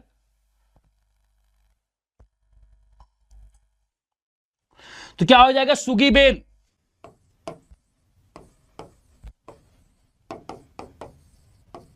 ठीक है, सुगी बेन हो जाएगा, याद रखना, सुगी बेन हो जाएगा यहां पे, ठीक, याद रखिएगा यहां पे सभी लोग, मैन बुकर प्राइज विनर। चलिए, ऑप्शंस नहीं क्लियर हो पाए थे, वो मीटिंग वाला, ठीक है, ऑनलाइन मीटिंग वाला, ऑप्शंस क्लियर नहीं हो पाया, ऑप्शन बच्चों ने कमेंट नहीं किया था यहां पे। चलिए, आज का फिर यहां पे देखिए बात करेंगे यहां पे कि एक क्वेश्चन और आया हुआ था, ठीक है, कि भैया 69, ठीक है, 69 कॉन्स्टिट्यूशन अमेंडमेंट किस लिए किया गया था, ठीक है, उसमें क्या काम हुआ था, 69 कॉन्स्टिट्यूशन अमेंडमेंट, ठीक है, कॉन्स्टिट्यूशन अमेंडमेंट किस लिए किया गया था, तो इसमें क्या काम किया गया था, बताइए। ये क्वेश्चन आया हुआ था आपका, 69 कॉन्स्टिट्यूशन अमेंडमेंट किस लिए किया गया था।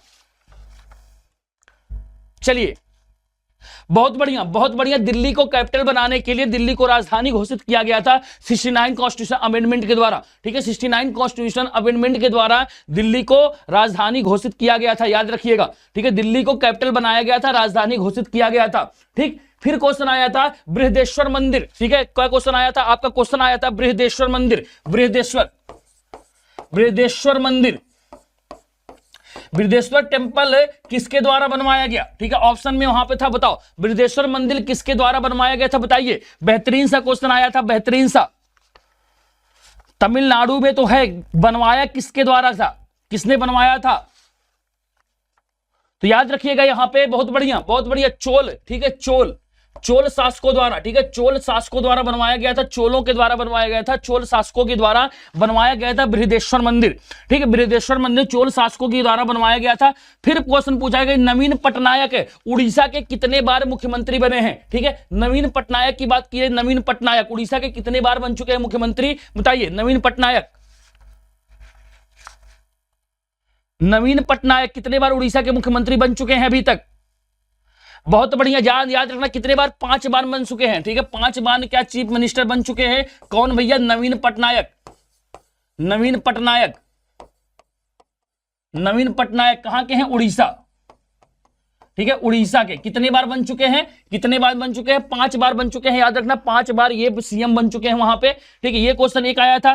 फिर आया था माथुरी, ठीक है, माथुरी नृत्य कहां का है, माथुरी नृत्य, क्या क्वेश्चन पूछा था, माथुरी नृत्य के बारे में पूछा था, माथुरी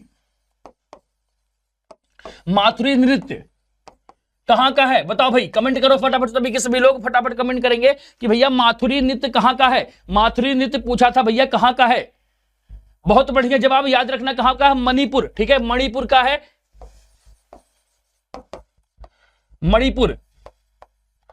मणिपुर का है, याद रखना, मणिपुर का है, याद रखिएगा। माथुरी नृत्य की अगर हम बात करें, माथुरी नृत्य की, तो मणिपुर का है, याद रखना, Manipur is the right answer of this question, ठीक। चलो, अब क्वेश्चन आया हुआ था यहां पे, ठीक है, कि सबसे ज्यादा लिटरेसी रेट कहां की है, ठीक है, लिटरेसी रेट पूछा था, क्वेश्चन क्या पूछा था भैया, सबसे ज्यादा लिटरेसी रेट, ठीक है, लिटरेसी, सबसे ज्यादा लिटरेसी रेट, ठीक है, लिटरेसी रेट कहां की है, किस स्टेट की है, किस स्टेट की सबसे ज्यादा लिटरेसी रेट है, मतलब साक्षरता किस देश की, किस राज्य की सबसे ज्यादा है, तो याद रखना यहां पे केरला हो जाएगा, बहुत ही आसान था, ठीक है, केरला, ठीक है, केरला हो जाएगा, केरला, ठीक है, केरला का सबसे अधिक है।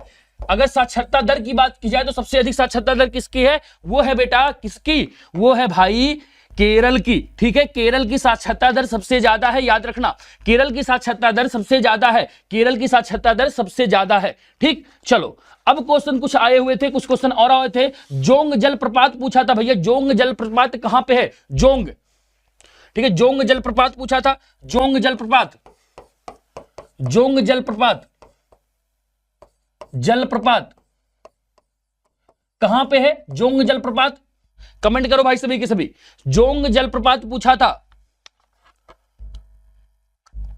बहुत बढ़िया, कर्नाटक में, ठीक है, कर्नाटक में पड़ता है, कर्नाटक,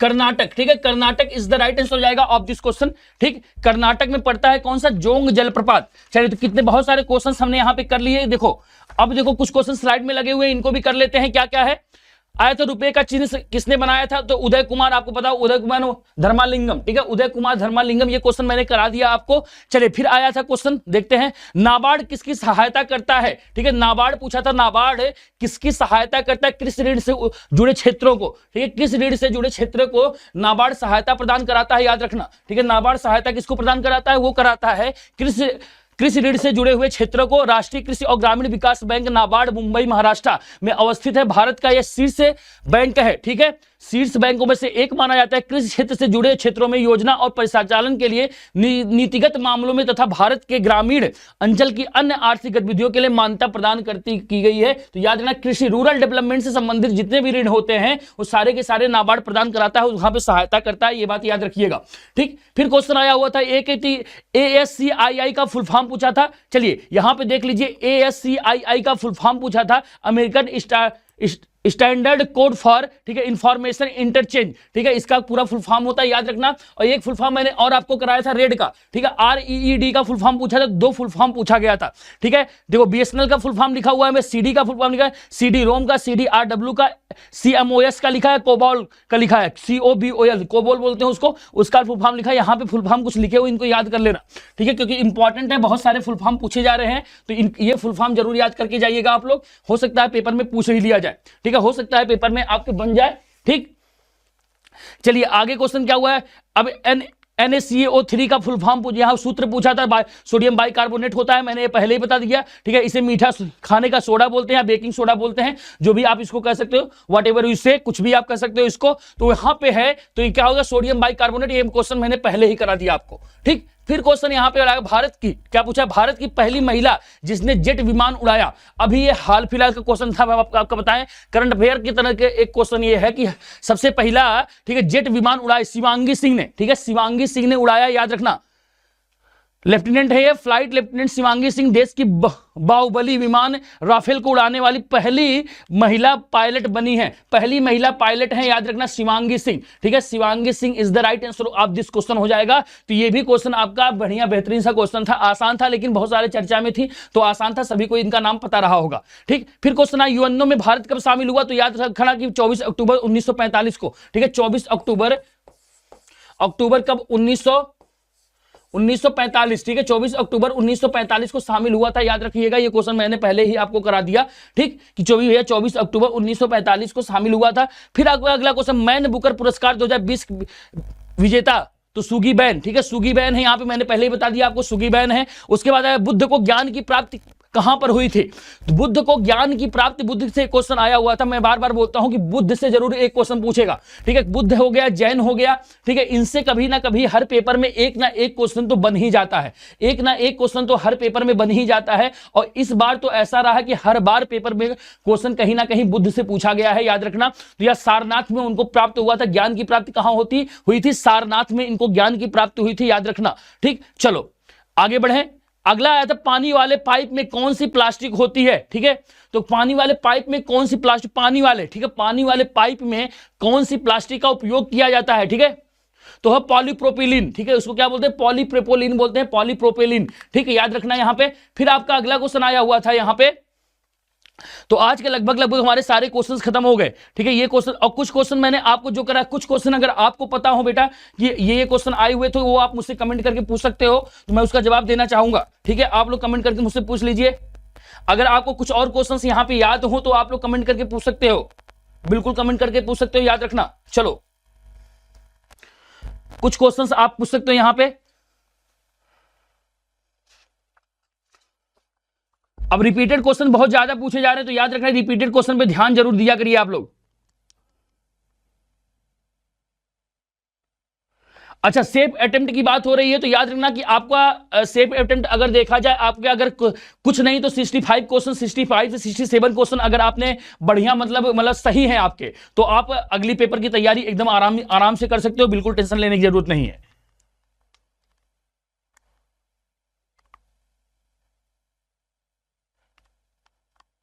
चलिए, बोध गया, अच्छा क्या बोला आपने, और कोई क्या पूछा गया था क्वेश्चन? क्वेश्चन पूछो आप लोग, क्वेश्चन कमेंट कर दो, मैं यहां पे आपके क्वेश्चन के जवाब दे दूंगा, बिल्कुल आप टेंशन निश्चिंत रहिए। वास्को डिगामा किस नाव से भारत आया था?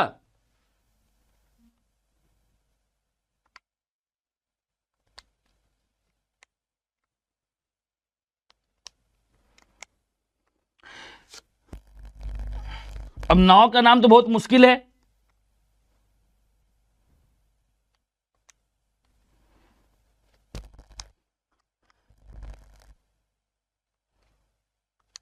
हम महात्मा बुद्ध को ज्ञान प्राप्त हुआ था, मैंने वो क्वेश्चन करा दिया आपको, वो क्वेश्चन मैंने करा दिया कहां पे? सारनाथ में। सारनाथ में ज्ञान की प्राप्ति हुई थी, सारनाथ में ज्ञान की प्राप्ति हुई थी, वो मैंने करा दिया आपको। और वो भी क्वेश्चन करा दिया कि सबसे ज्यादा विकेट आईपीएल में किसने लिया था 2020 वाले में, तो कगिसो रबाडा है। और सबसे ज्यादा रन बनाने वाले कौन है? केएल राहुल है। सबसे ज्यादा रन बनाने वाले केएल राहुल है, तो ये भी मैंने करा दिया था। ठीक है, और कोई क्वेश्चन? अच्छा, क्वेश्चन आप पूछ रहे हैं बलबन गद्दी पे कब बैठा? According to Wikipedia, तो याद रखना यहां पे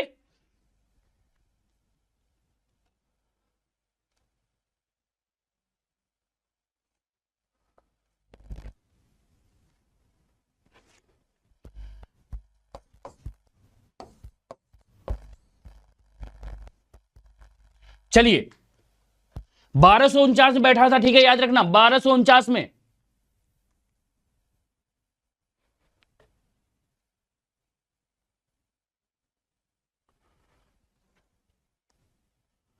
और कोई क्वेश्चन नहीं आया था?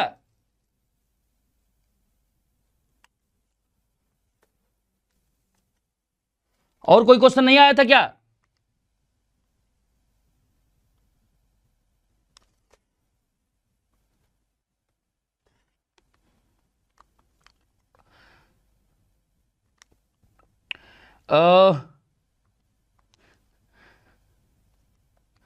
महात्मा बुद्ध को ज्ञान की प्राप्ति बोधगया में हुई थी। अच्छा,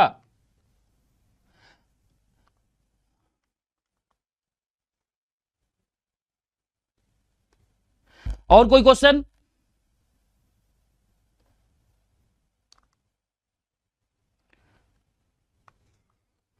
बलबन गद्दी पे बेटा बैठा था, कब बैठा था? 1249 में।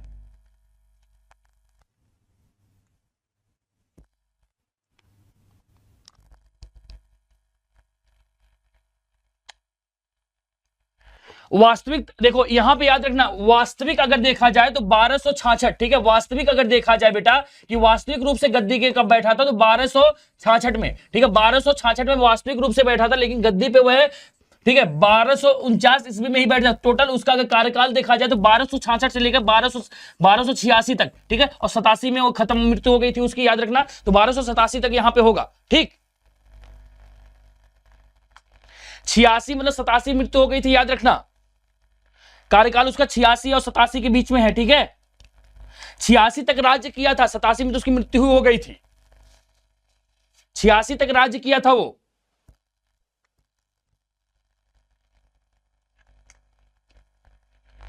बाबर के पिता का नाम पूछा था?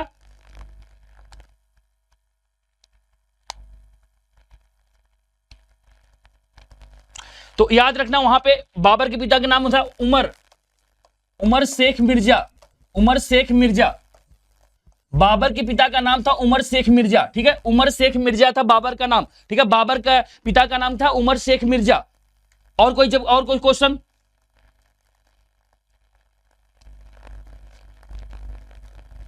प्लास्टर ऑफ पेरिस का फार्मूला?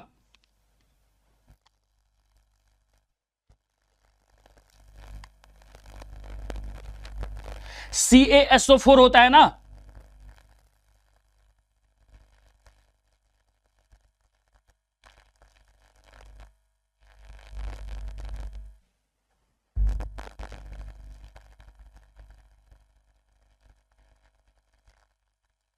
भाई क्वेश्चन सही से पूछो आप लोग, खंड खंड में क्वेश्चन पूछ रहे हो तो समझ में मुझे नहीं आ रहा कि कौन सा क्वेश्चन आप लोग कंफर्म करा रहे हो।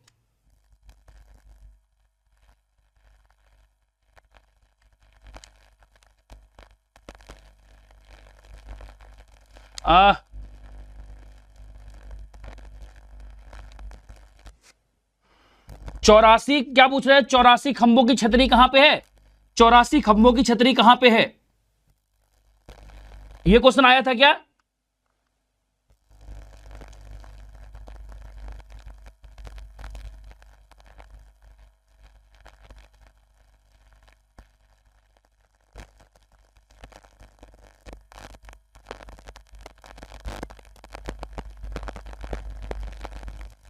ये क्वेश्चन आया था क्या 84 खंभों वाली? क्वेश्चन बताओ भाई, क्वेश्चन आया था क्या 84 खंभों वाली? तो ये हमको लगता है ये 84 खंभों वाली जो राजस्थान में पड़ता है, राजस्थान में, ठीक है, राजस्थान में है ये, ठीक है, राजस्थान में है।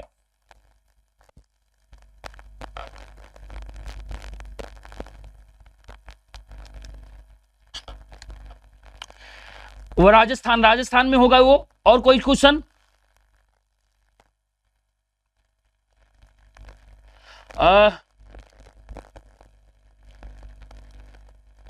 और कोई क्वेश्चन भाई? क्वेश्चन ऐसे थोड़ा सा साफ से क्वेश्चन लिखिए आप लोग, तो मुझे समझ में आ जाएगा कि क्योंकि कमेंट बहुत जल्दी निकल जाता है ना, तो आप लोग साफ से पूछो क्वेश्चन को, साफ से।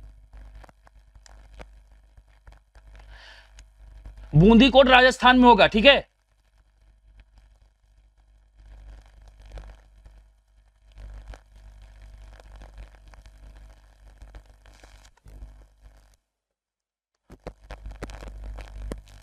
वानावन कहां का लोक नृत्य है?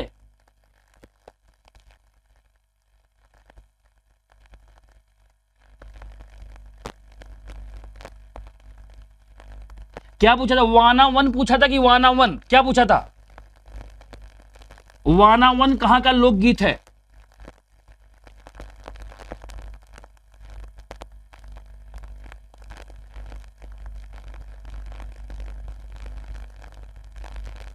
ऐसा तो कोई लोकगीत मैंने सुना नहीं अभी तक, वानावन।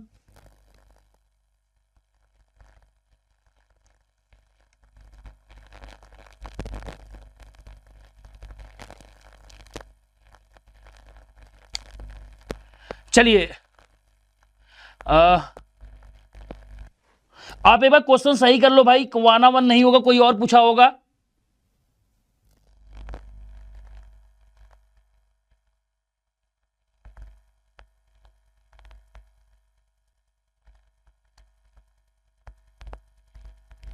चलिए ठीक है, तो लग रहा है मुझे कि क्वेश्चंस आप लोग सही नहीं पूछ रहे हो। क्वेश्चंस आप लोग, मैंने जो क्वेश्चन मुझे आपने पूछा उसका मैंने जवाब दे दिया, जो क्वेश्चन मुझे लगा कि सही क्वेश्चन है उसका जवाब मैंने यहां पे दे दिया है।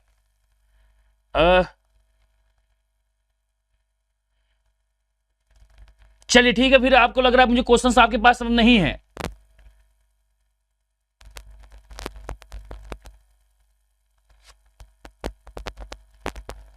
लकड़वाल समिति,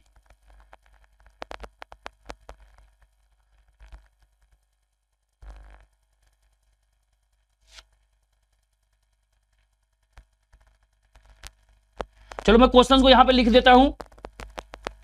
तो लकड़वाल समिति की अगर बात करें तो गरीबी रेखा, ठीक है, गरीबी रेखा से संबंधित यहां पे था, ये समिति बनी थी, ठीक है, गरीबी रेखा से संबंधित ये समिति बनी हुई थी। याद है, लकड़वाल समिति अगर क्वेश्चन में पूछा गया था तो गरीबी रेखा से संबंधित वहां पे ये बनाया गया था, ये आयोग आया था, ठीक है,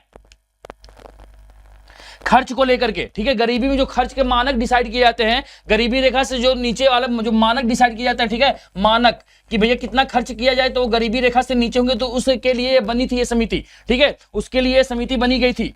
तो ये कब बनी थी ये समिति? 1993 में, ये याद रखना, 1993 में यह समिति बनी थी, ठीक है। लकड़वाल समिति, लकड़वाल समिति थी, और किससे संबंधित थी? गरीबी रेखा का जो पैसा डिसाइड किया था, कितना रुपया खर्च करेंगे तो गरीबी रेखा से ऊपर नीचे जाएंगे, उसके लिए बना गया था, ठीक है। सेकंड राउंड टेबल पूछा था क्या?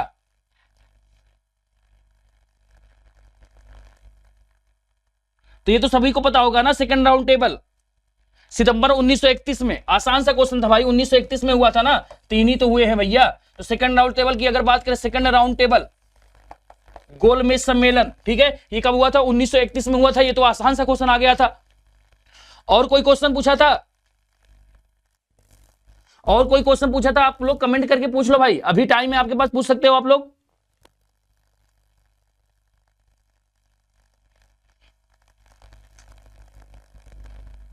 दूसरी पंचवर्षीय योजना किससे संबंधित है?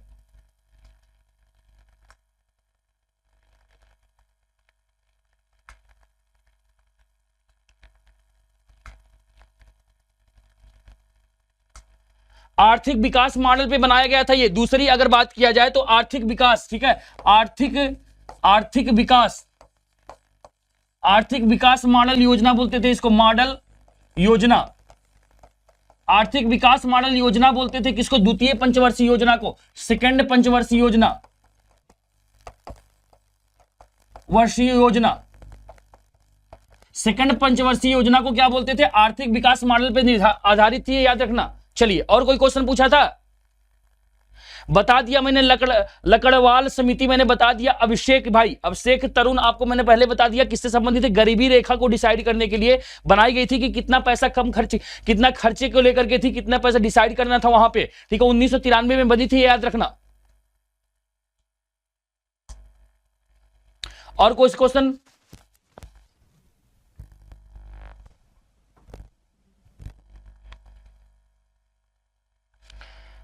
चलिए, तो ठीक है, मुझे लग रहा है कि आप लोगों को और सारे क्वेश्चंस पता हो। तेंदुलकर समिति,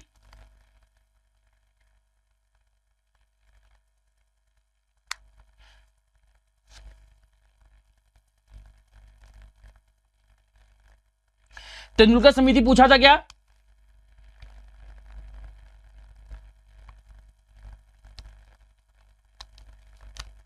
तो ये भी उसी से संबंधित है। तेंदुलकर समिति भी गरीबी रेखा को ही डिसाइड करने के लिए बनाई गई थी, याद रखिएगा, ठीक है। लेकिन ये शहरी क्षेत्र में परिवारों के संदर्भ में थी, ठीक है। शहरी वो रूरल के लिए बनाई गई थी, यहां पे ये शहरी के लिए बनाई गई थी, ठीक है, तेंदुलकर समिति।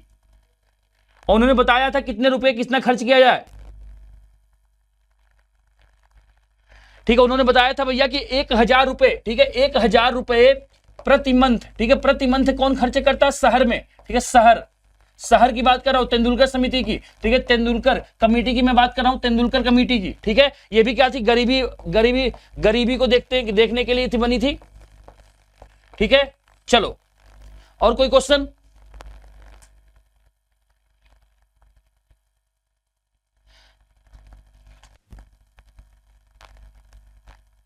अष्टकोणीय मकबरा, अष्टकोणीय मकबरा, ये आया हुआ था क्या? अष्टकोणीय मकबरा आया था कि नहीं?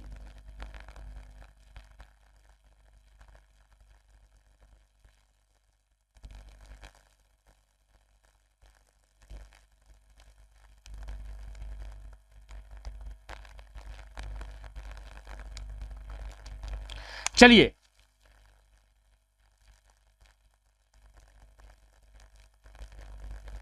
नहीं आया था तो फिर ठीक है। चलो, तो आज का यहीं पे सेशन को समाप्त करेंगे, ठीक है। आज का सेशन यहीं पे समाप्त करेंगे। शाम की क्लास एनालिसिस के सत्यम सर लेंगे, वहां पे आपको मैथ के क्वेश्चंस वो करा देंगे सारे के सारे, ठीक है।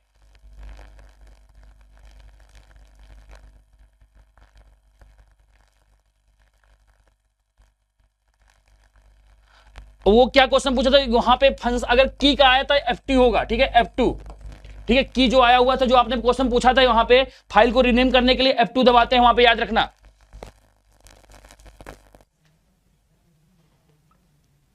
गोल में सम्मेलन जो की बात करें, 30, 31, 32 तीनों याद कर लो बस, केवल बस, ठीक है।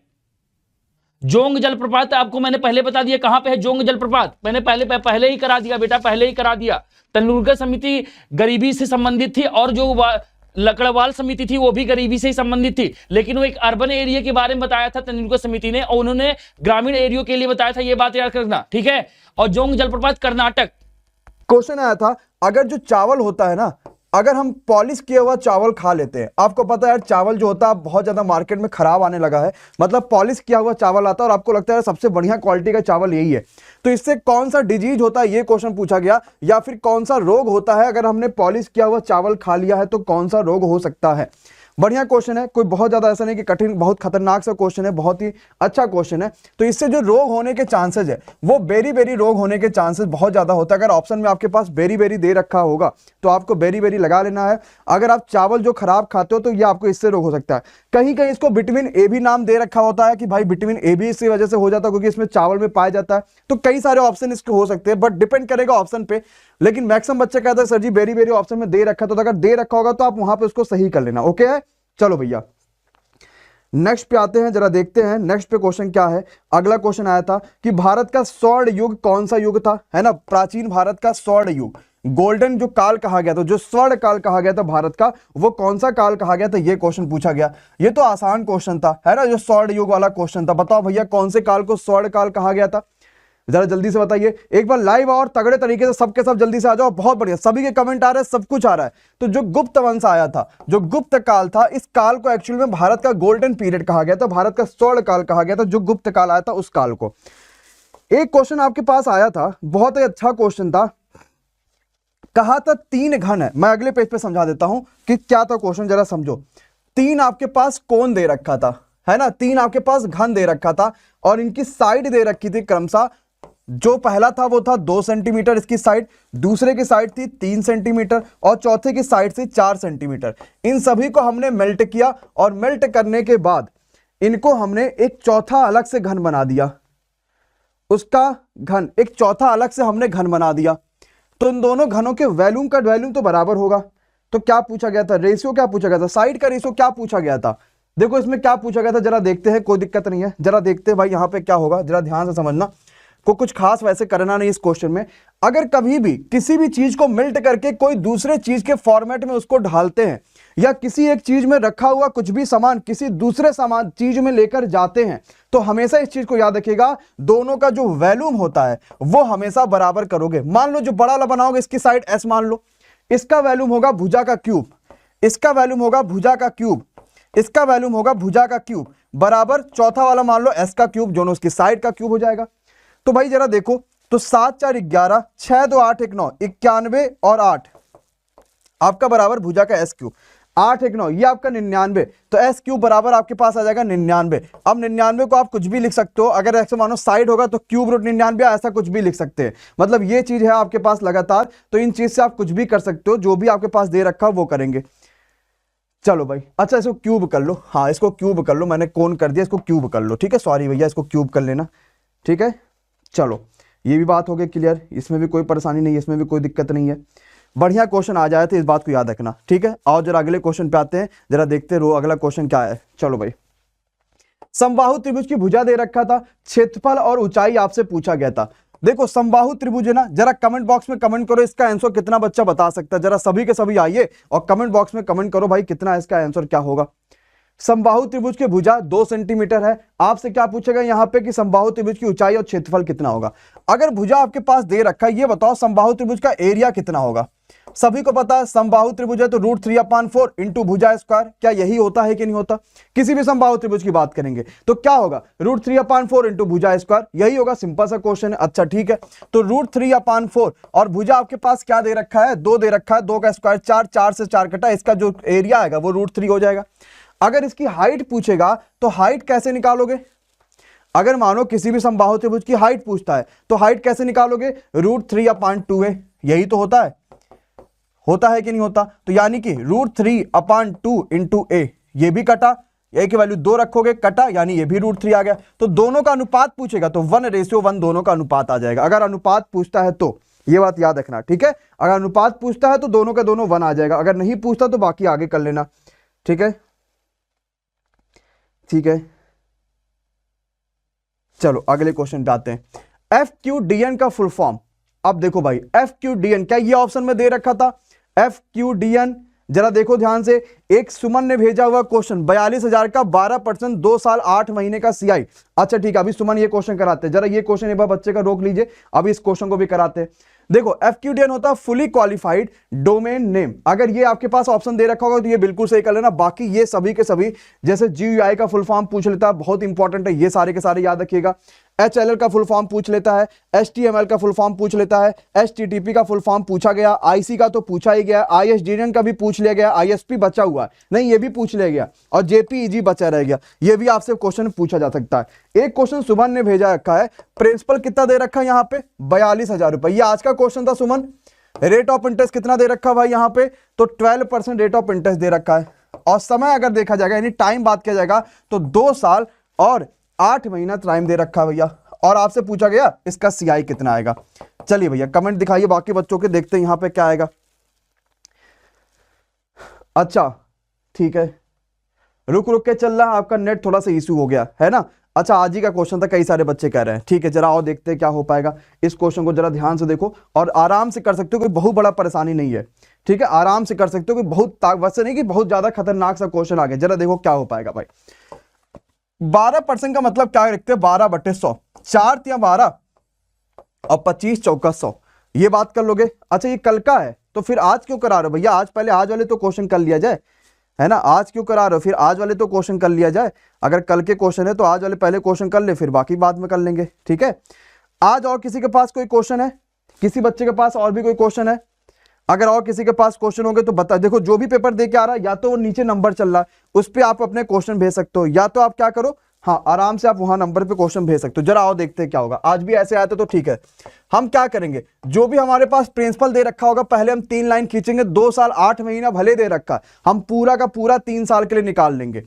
एक तो ये तरीका है। दूसरा मैं बहुत आसान तरीका बता देता हूं, एक तो ये तरीका जो आपका ट्री मेथड कर सकते हो। ठीक दूसरा जरा देखो, 42,000 रुपए है ना, ये बताओ कि 2 साल तक का 12% का ब्याज दोगे तो इसका 112/100, इसका 112/100, और तीसरे साल बल्कि आप 8 महीना सिर्फ ब्याज दोगे तो 12 महीने के लिए जो ब्याज है वो 12% है। तो 8 महीने के लिए जो ब्याज होगा वो क्या सिर्फ 8% होगा कि नहीं होगा। तो आप ये भी कैलकुलेशन थोड़ा सा बड़ा है, एक यहां से भी कैलकुलेशन से लास्ट के डिजिट से निकाल सकते हो। कैसे, ये 0 से ये 0, 2 1 3 0 कट जाएगा तो 8 दूनी 16, 16 दूनी 32 और 2 दूनी 4, यानी लास्ट में 4 अगर आ रहा होगा तो हमारा वो कंपाउंड इंटरेस्ट हो जाएगा। एक काम ये भी कर सकते हो, कोई परेशानी नहीं है, कोई दिक्कत नहीं है, कर पाओगे। दूसरा काम है यहां से कर लो, इसका 3/25 निकालो, फिर 3/25 निकालो, जो ट्री मेथड जो मैंने आपको बना रखा है। अब कंपाउंड इंटरेस्ट सत्यम सर या MD क्लासेस डालना आपको मिल जाएगा। ये तो ये आपका आएगा लगभग 25, यानी 5040 के नियर अबाउट, ये 5040 के नियर अबाउट, ये 5040 के नियर अबाउट। ये मतलब ऐसे हमें पूरा का पूरा लगाना पड़ेगा और आप आराम से यहां पर निकाल पाओगे। ये पूरा मेथड है। फिर इसका जाके इसके नीचे निकालोगे, इसका जाके इसके नीचे निकालोगे, इसका जाके इसके नीचे निकालोगे, देन आपके पास आंसर फाइनल आएगा। लास्ट वाले का 8 महीने का निकाल लेना जो कि पूरा 1 साल का होगा। पक्का है, ठीक है चलो भैया ठीक है, इस तरीके से करेंगे। नेक्स्ट क्वेश्चन बढ़ते हैं। 3 घन वाला ये मैंने करा दिया है, घन बनाया गया तो हमें क्षेत्रफल ऐसे जो भी पूछा जाएगा, जब भी मेल्ट किया जाएगा तो वैल्यूम हमेशा सबका बराबर कर देंगे, ये आपके पास आंसर आ जाएगा। अगला, भारतीय इतिहास का स्वर्णकाल ऑलरेडी मैंने करा दिया। कौन सा काल था, गुप्त काल जो था वो भारतीय इतिहास का स्वर्णकाल कहलाता था। बड़ा आसान सा क्वेश्चन था, सिंपल सा था और इजी तरीके से कर पा रहे थे, कोई दिक्कत नहीं है। गुप्त काल को भारतीय इतिहास का स्वर्णकाल भी कहा गया था, आसान सा क्वेश्चन था। नेक्स्ट पे आ जाओ भाई। नॉर्मन बोरलॉग पुरस्कार सभी बच्चों ने पढ़ रखा है। जो बोरलॉग पुरस्कार है ये कौन से क्षेत्र में दिया जाता है, ये क्वेश्चन आप सभी से पूछा गया था। तो कौन से क्षेत्र में दिया जाता है, तो एग्रीकल्चर के क्षेत्र में दिया जाता है। इन द फील्ड ऑफ कृषि यानी एग्रीकल्चर के क्षेत्र में नॉर्मन बोरलॉग पुरस्कार दिया जाता है। कृषि के क्षेत्र में दिया जाता है, एग्रीकल्चर के क्षेत्र में। ठीक है चलो ठीक है, अगले क्वेश्चन पे आते जरा देखते हैं। बुद्ध के प्रथम उपदेश को क्या कहा गया था। जो भगवान बुद्ध ने अपना उपदेश दिया था ना, उसका जो पहला उपदेश था भगवान बुद्ध का, उनका जो पहले उपदेश को क्या कहा गया था, तो धर्म चक्र प्रवर्तन, यही उनका पहला उपदेश का नाम था।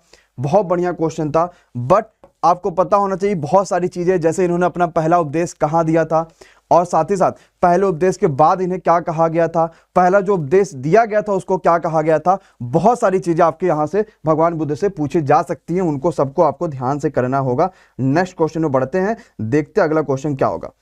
9 दिसंबर 1946 को भारतीय संविधान की पहली बैठक का अध्यक्ष कौन था, जो कि 9 दिसंबर 1946 को बैठक हुई थी, उसका जो अध्यक्ष था वो कौन था, ये क्वेश्चन आप सभी से पूछा गया। तो कौन थे भैया, कौन थे भैया, जरा जल्दी से बता दो। तो कौन अध्यक्ष था, तो वो आंसर सही हो जाएगा आपका। Doctor Sachchidanand Sinha is the right answer of the question. ये जो थे 9 दिसंबर 1946 के भारतीय संविधान की पहली बैठक के अध्यक्ष थे। एक अच्छा क्वेश्चन है, एक इंपॉर्टेंट क्वेश्चन है, एक बहुत ही तगड़ा क्वेश्चन है।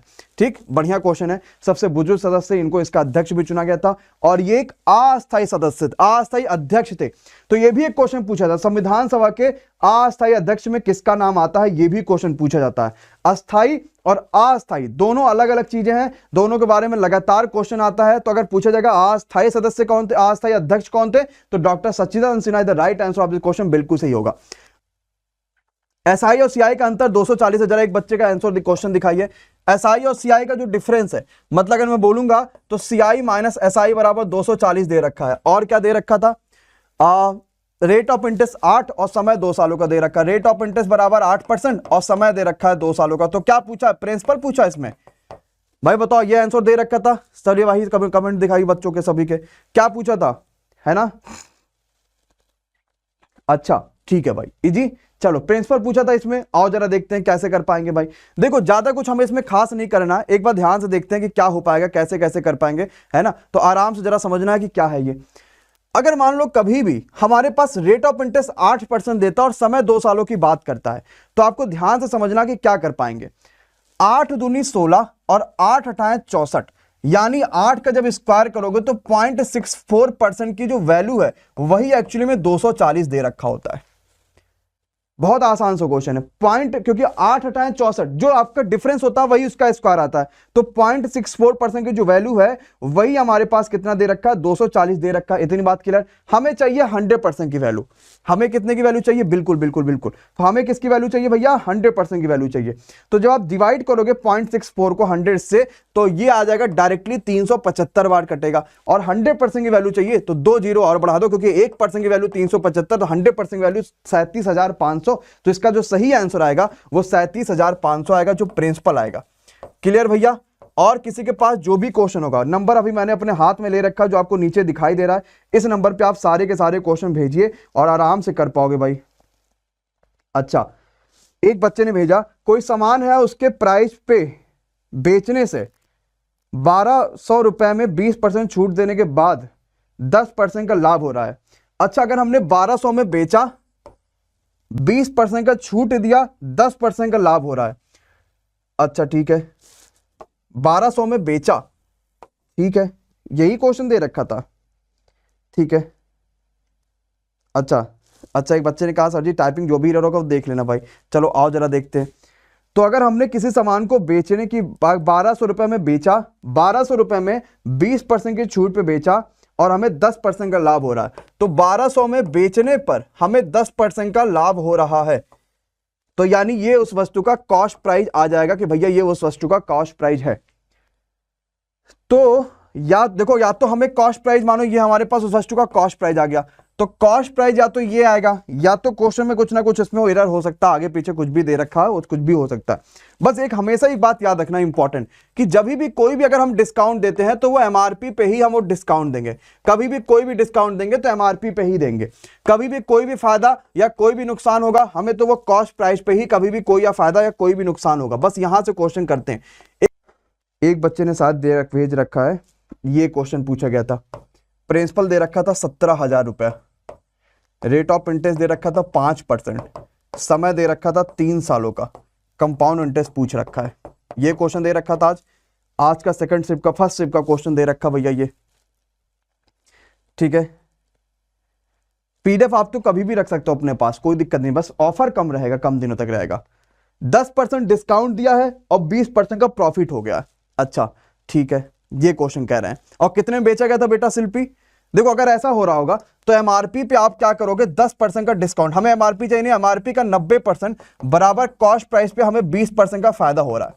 और अगर मानो हमने 1200 में बेचा है और 1200 में बेचने पे हमें 20% का फायदा हो रहा है, तो 0 से 0 काटोगे, यहां पे आपका कितना आ जाएगा, 100 हो जाएगा। यानी 1000 रुपए आपके यहां पे ये सीपी रख दोगे दिन, और ये 2 जीरो से ये 2 जीरो काटोगे, ये आपका फिर से 1200 आ जाएगा। तो एमआरपी इंटू 90/100 ये बराबर आपके पास आ जाएगा 1200 के, ठीक। ये आपका 1200 आ गया। ये 0 से ये 0 काट दो, 3 त्रिका 9, 3 चौका 12, ये 40 काट दो, 4000/3 आपका एमआरपी आ जाएगा।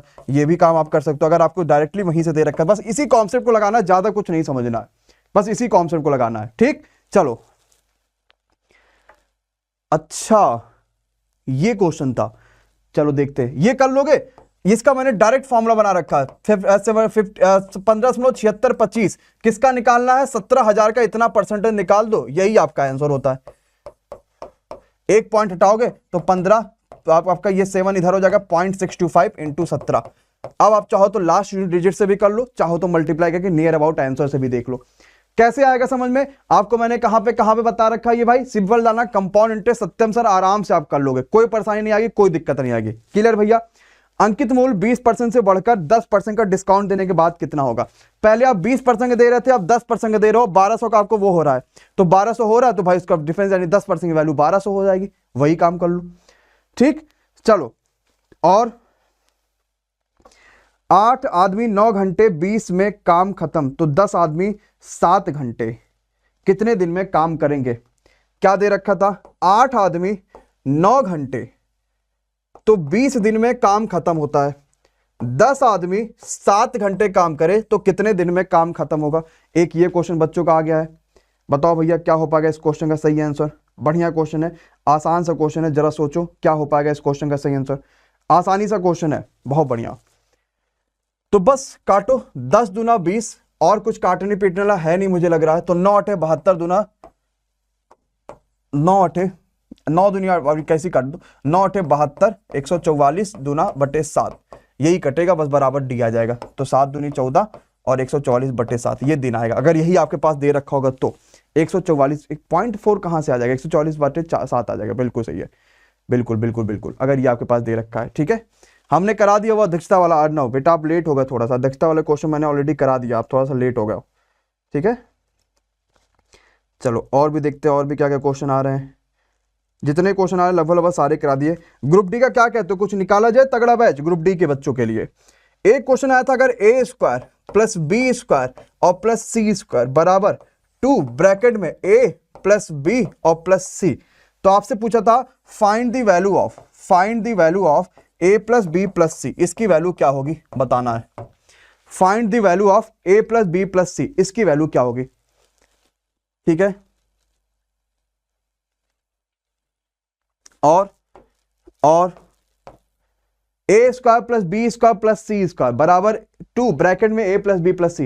रेफरल कोड कहां लगाना है, रेफरल कोड आपको लगाना है जब आप वहां पे कहेगा I have a discount code. सारी पीडीएफ बाय करने का लिंक नीचे डिस्क्रिप्शन में मैंने दे रखा है ना। चलो ठीक है, आओ भाई, चलो आ जाओ, बताओ क्या हो पाएगा इस क्वेश्चन का सही आंसर। देखो भाई सिंपल सा क्वेश्चन है, ध्यान से समझना कि क्या कर पाओगे इस क्वेश्चन का। हम क्या वैल्यू ले सकते हैं जरा ये बताओ, हम वैल्यू क्या ले सकते हैं। अगर मानो मैंने 1 ले लिया तो 1 का स्क्वायर 1 का स्क्वायर 1 का स्क्वायर, बट वहां पे तो मामला गड़बड़ हो जाएगा, तो 1 तो ले नहीं सकते। अगर मानो मैंने 2 ले लिया तो 2 का स्क्वायर 4, 2 का स्क्वायर 4 और 2 का स्क्वायर 4, तो 2 2 4 और 2 6 दूनी 12 और 4 दूनी 12, यानी ए की वैल्यू भी बी की 2, बी की वैल्यू भी 2 और सी की वैल्यू भी 2, यानी सबकी वैल्यू हम क्या कर लेंगे 2 कर लेंगे। तो 2 2 4 2 6, इसका आंसर कितना आ जाएगा 6 आ जाएगा। कर पाओगे, सिंपल है, ओके है, कोई परेशानी कोई दिक्कत नहीं।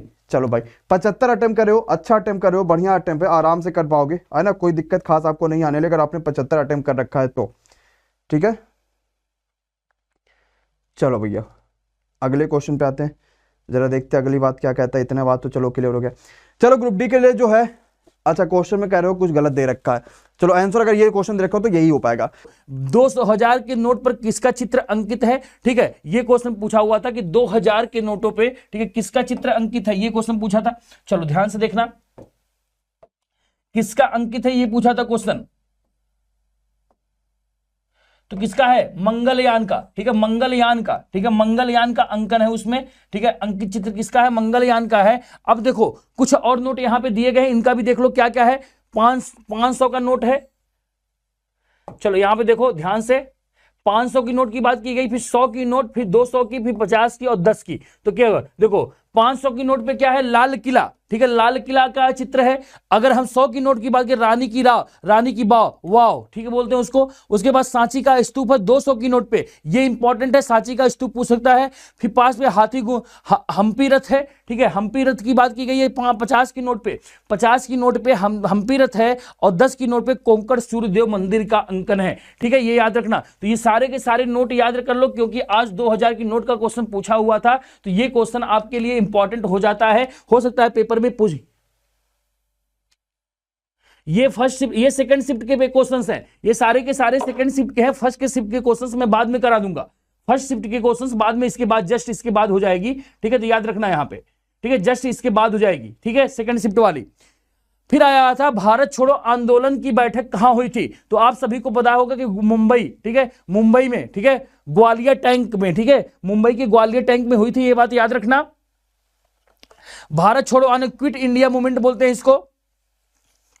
8 अगस्त 1942 को अखिल भारतीय कांग्रेस की बैठक मुंबई के ऐतिहासिक ग्वालियर टैंक में हुई थी, ठीक है, ग्वालियर टैंक में ऐतिहासिक बैठक थी ये, यहीं पे डिसीजन लिया गया, क्विट इंडिया मूवमेंट चलाया गया यहीं, इसके बाद से क्विट इंडिया मूवमेंट की घोषणा यहीं पे की गई थी, ये बात याद रखना, ठीक। चलो फिर आगे क्वेश्चन आ रहा है कि कालाहारी मरुस्थल कहां पर स्थित है, तो मैंने पहले भी बताया था आपको, कालाहारी मरुस्थल वगैरह एक बार देख करके जाना, ठीक है, मरुस्थल वगैरह डेजर्ट वगैरह देख करके जाइएगा, लोकेटेड कहां पे है कहां नहीं है।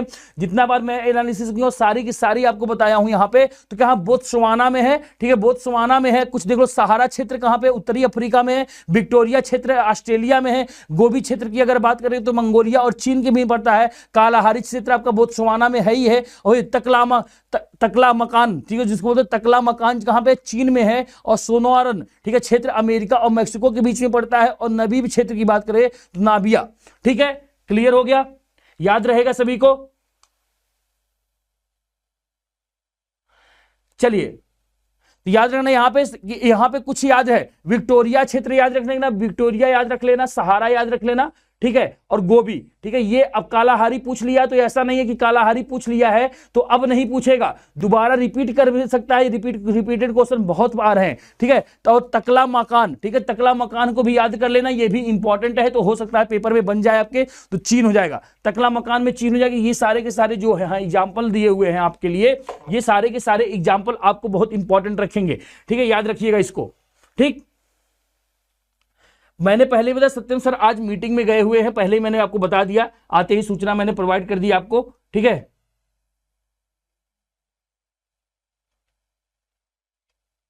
हाँ, फर्स्ट शिफ्ट बता रहा हूं, जब एनालिसिस होती है तो वहां पे आप देखोगे तो आपको बहुत सारे राहत तो मिलेगा ही, ठीक है। फिर आगे क्वेश्चन आ रहा है, मलेरिया जैसी बीमारी के क्षेत्र में काम करने के लिए किसे नोबेल पुरस्कार मिला, ठीक है, किसको मिला है, तो रोनाल्ड रास को, ठीक है, रोनाल्ड रास को मिला है। ये बात याद रखना कि मलेरिया जैसी बीमारी के क्षेत्र में काम करने पे इनको मिला है क्या, नोबेल पुरस्कार दिया गया है। तो क्या नाम है, रोनाल्ड रास, ठीक है, रोनाल्ड रास इनका नाम है, ठीक। आगे बढ़ेंगे, आगे क्वेश्चन आया था महत्वपूर्ण प्लेट, ठीक है, टेक्टोनिक, ठीक है, प्लेट टेक्टोनिक कहां स्थित है, ठीक है, तो प्रशांत महासागर में। ये बहुत ही आसान क्वेश्चन आया हुआ था आज।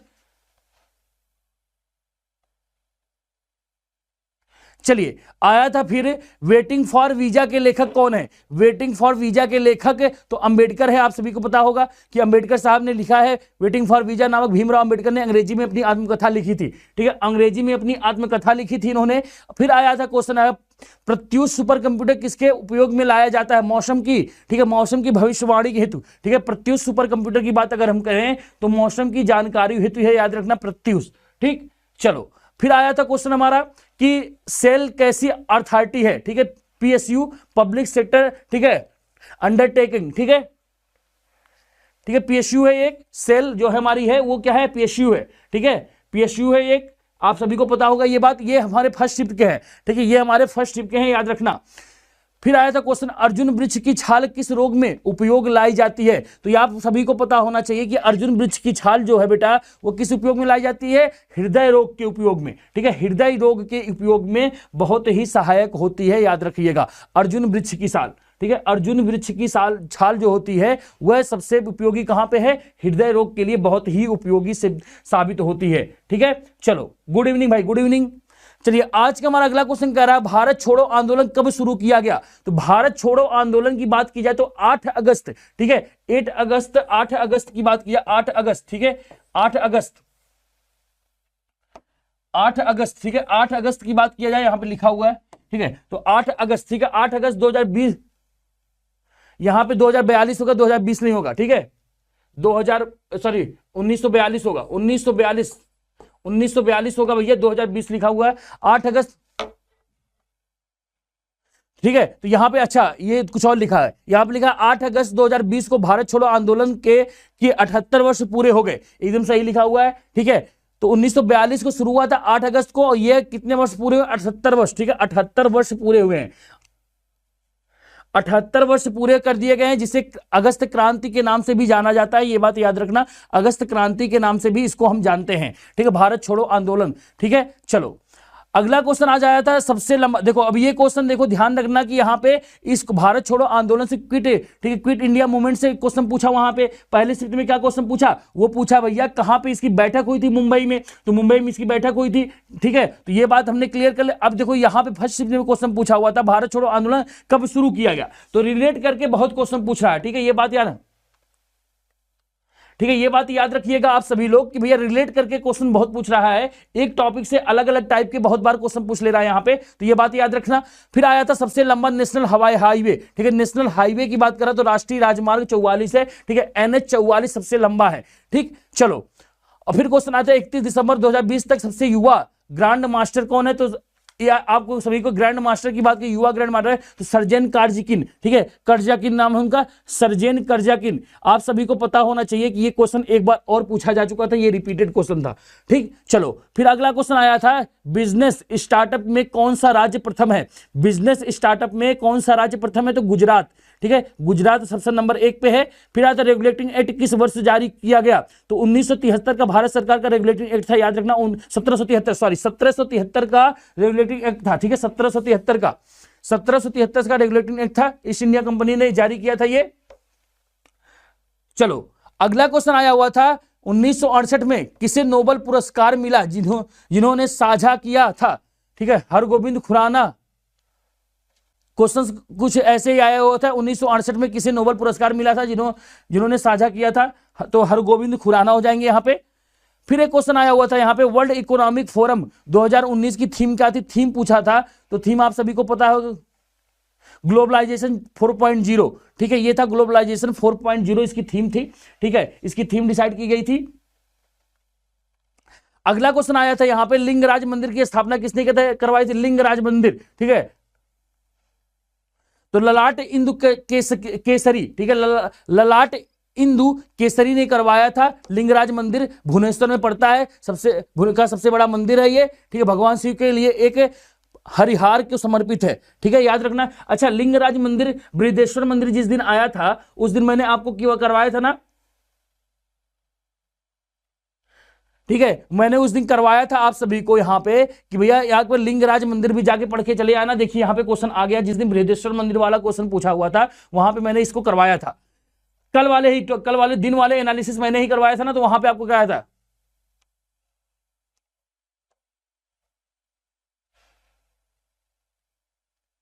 हृदय योजना के तहत कितने शहर को शामिल किया गया था, हृदय योजना पूछा था यहां पे, तो 12 हो जाएंगे यहां पे, ठीक है।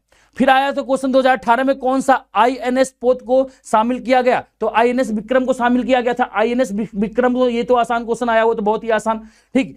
फिर क्वेश्चन पूछा था कौन सा सैटेलाइट 2018 में लॉन्च किया गया था जो सबसे भारी थी, ठीक है, तो GSAT-11, ठीक है, GSAT-11 को लॉन्च किया गया था जो सबसे भारी थी, ठीक है, सबसे भारी थी, याद रखना। और वजन इसका याद रख लेना, ठीक है, 5,854, ठीक है, किलोग्राम, ठीक है, याद रखना। अगला क्वेश्चन आया था ट्रैंक्विलाइजर का उपयोग किसके लिए किया जाता है, ठीक है, तो एंजाइटी के लिए किया जाता है, ये बात याद रखिएगा सभी लोग, ठीक है। चलो आगे बढ़ेंगे। अगला क्वेश्चन आया था कि national food for world program कब शुरू हुआ, national food for world program कब शुरू हुआ, तो 14 नवंबर 2004 को, ठीक है, 14 नवंबर 2004 को शुरू हुआ था, ठीक है, 14 नवंबर 2004 को शुरू किया गया था, ये बात ध्यान रखिएगा आप लोग। फिर क्वेश्चन है 10% की दर से 2 वर्ष का मिश्रधन 1815 हो जाता है तो उसका मूलधन क्या होगा, ये आपको सर ने आज दिन में करा दिया रहा होगा, दिन में करा दिया रहा होगा आप लोगों को। ठीक है, जावा स्क्रिप्ट का ऑफिशियल, ठीक है, ऑफिशियल नाम क्या है, ठीक है, तो ECMA स्क्रिप्ट है। ठीक है, ECMA स्क्रिप्ट बोलते हैं इसको।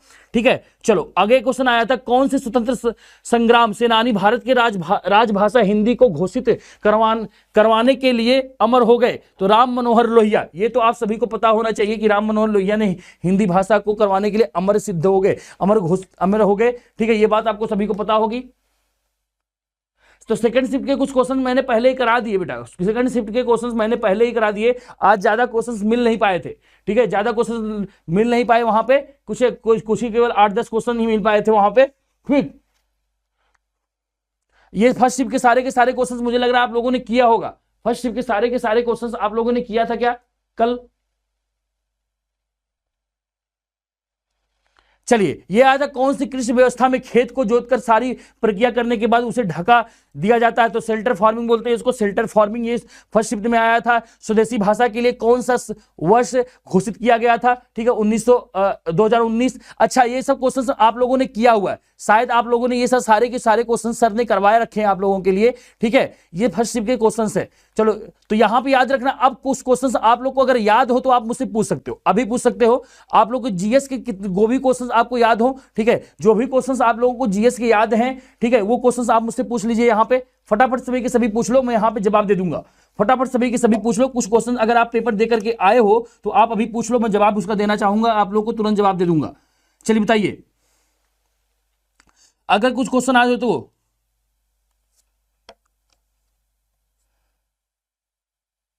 BIOS का फुल फॉर्म,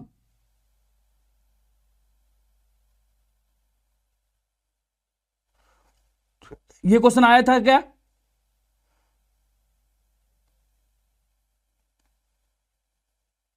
तो याद रखना, इसको बोलते हैं बेसिक इनपुट आउटपुट सिस्टम। ठीक है, इसको क्या बोलते हैं? बेसिक, क्या बोलते हैं?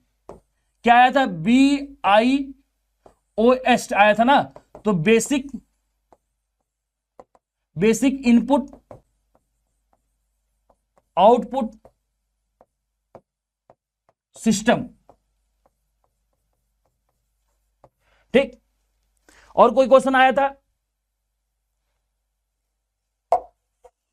और कोई क्वेश्चन?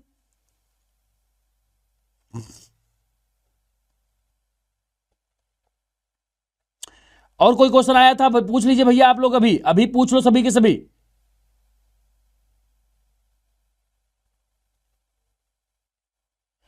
चलिए पूछिए सभी के सभी, अभी पूछ लो भाई, फटाफट पूछ लो, फटाफट पूछ लो। एक क्वेश्चन किसी ने पूछा है,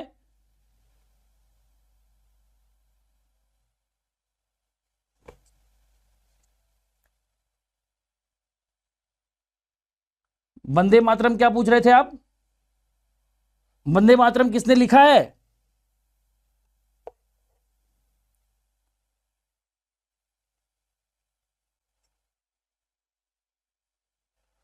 मैंने पहले बुद्ध के नोट पे मैंने पहले पढ़ा दिया बेटा आपको, बुद्ध के नोट पे, उस पे 2000 की नोट वाला मैंने करा दिया है। 2000 की नोट वाला आप एक बार देख लो, मैंने करा दिया है।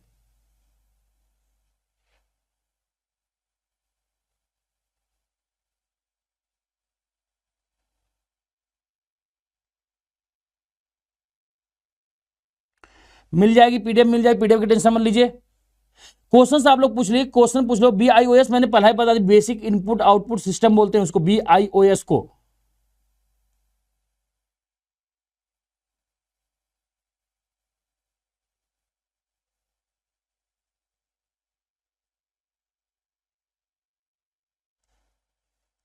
अच्छा, भारत कितनी बार एशियन गेम का आयोजन किया है?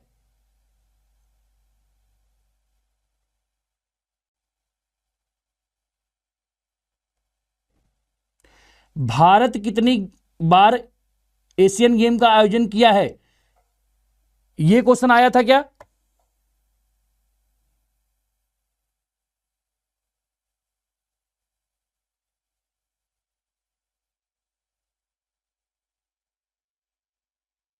तो एक बार केवल किया है, याद रखना, एक बार, केवल एक बार, बस केवल एक बार किया अभी तक।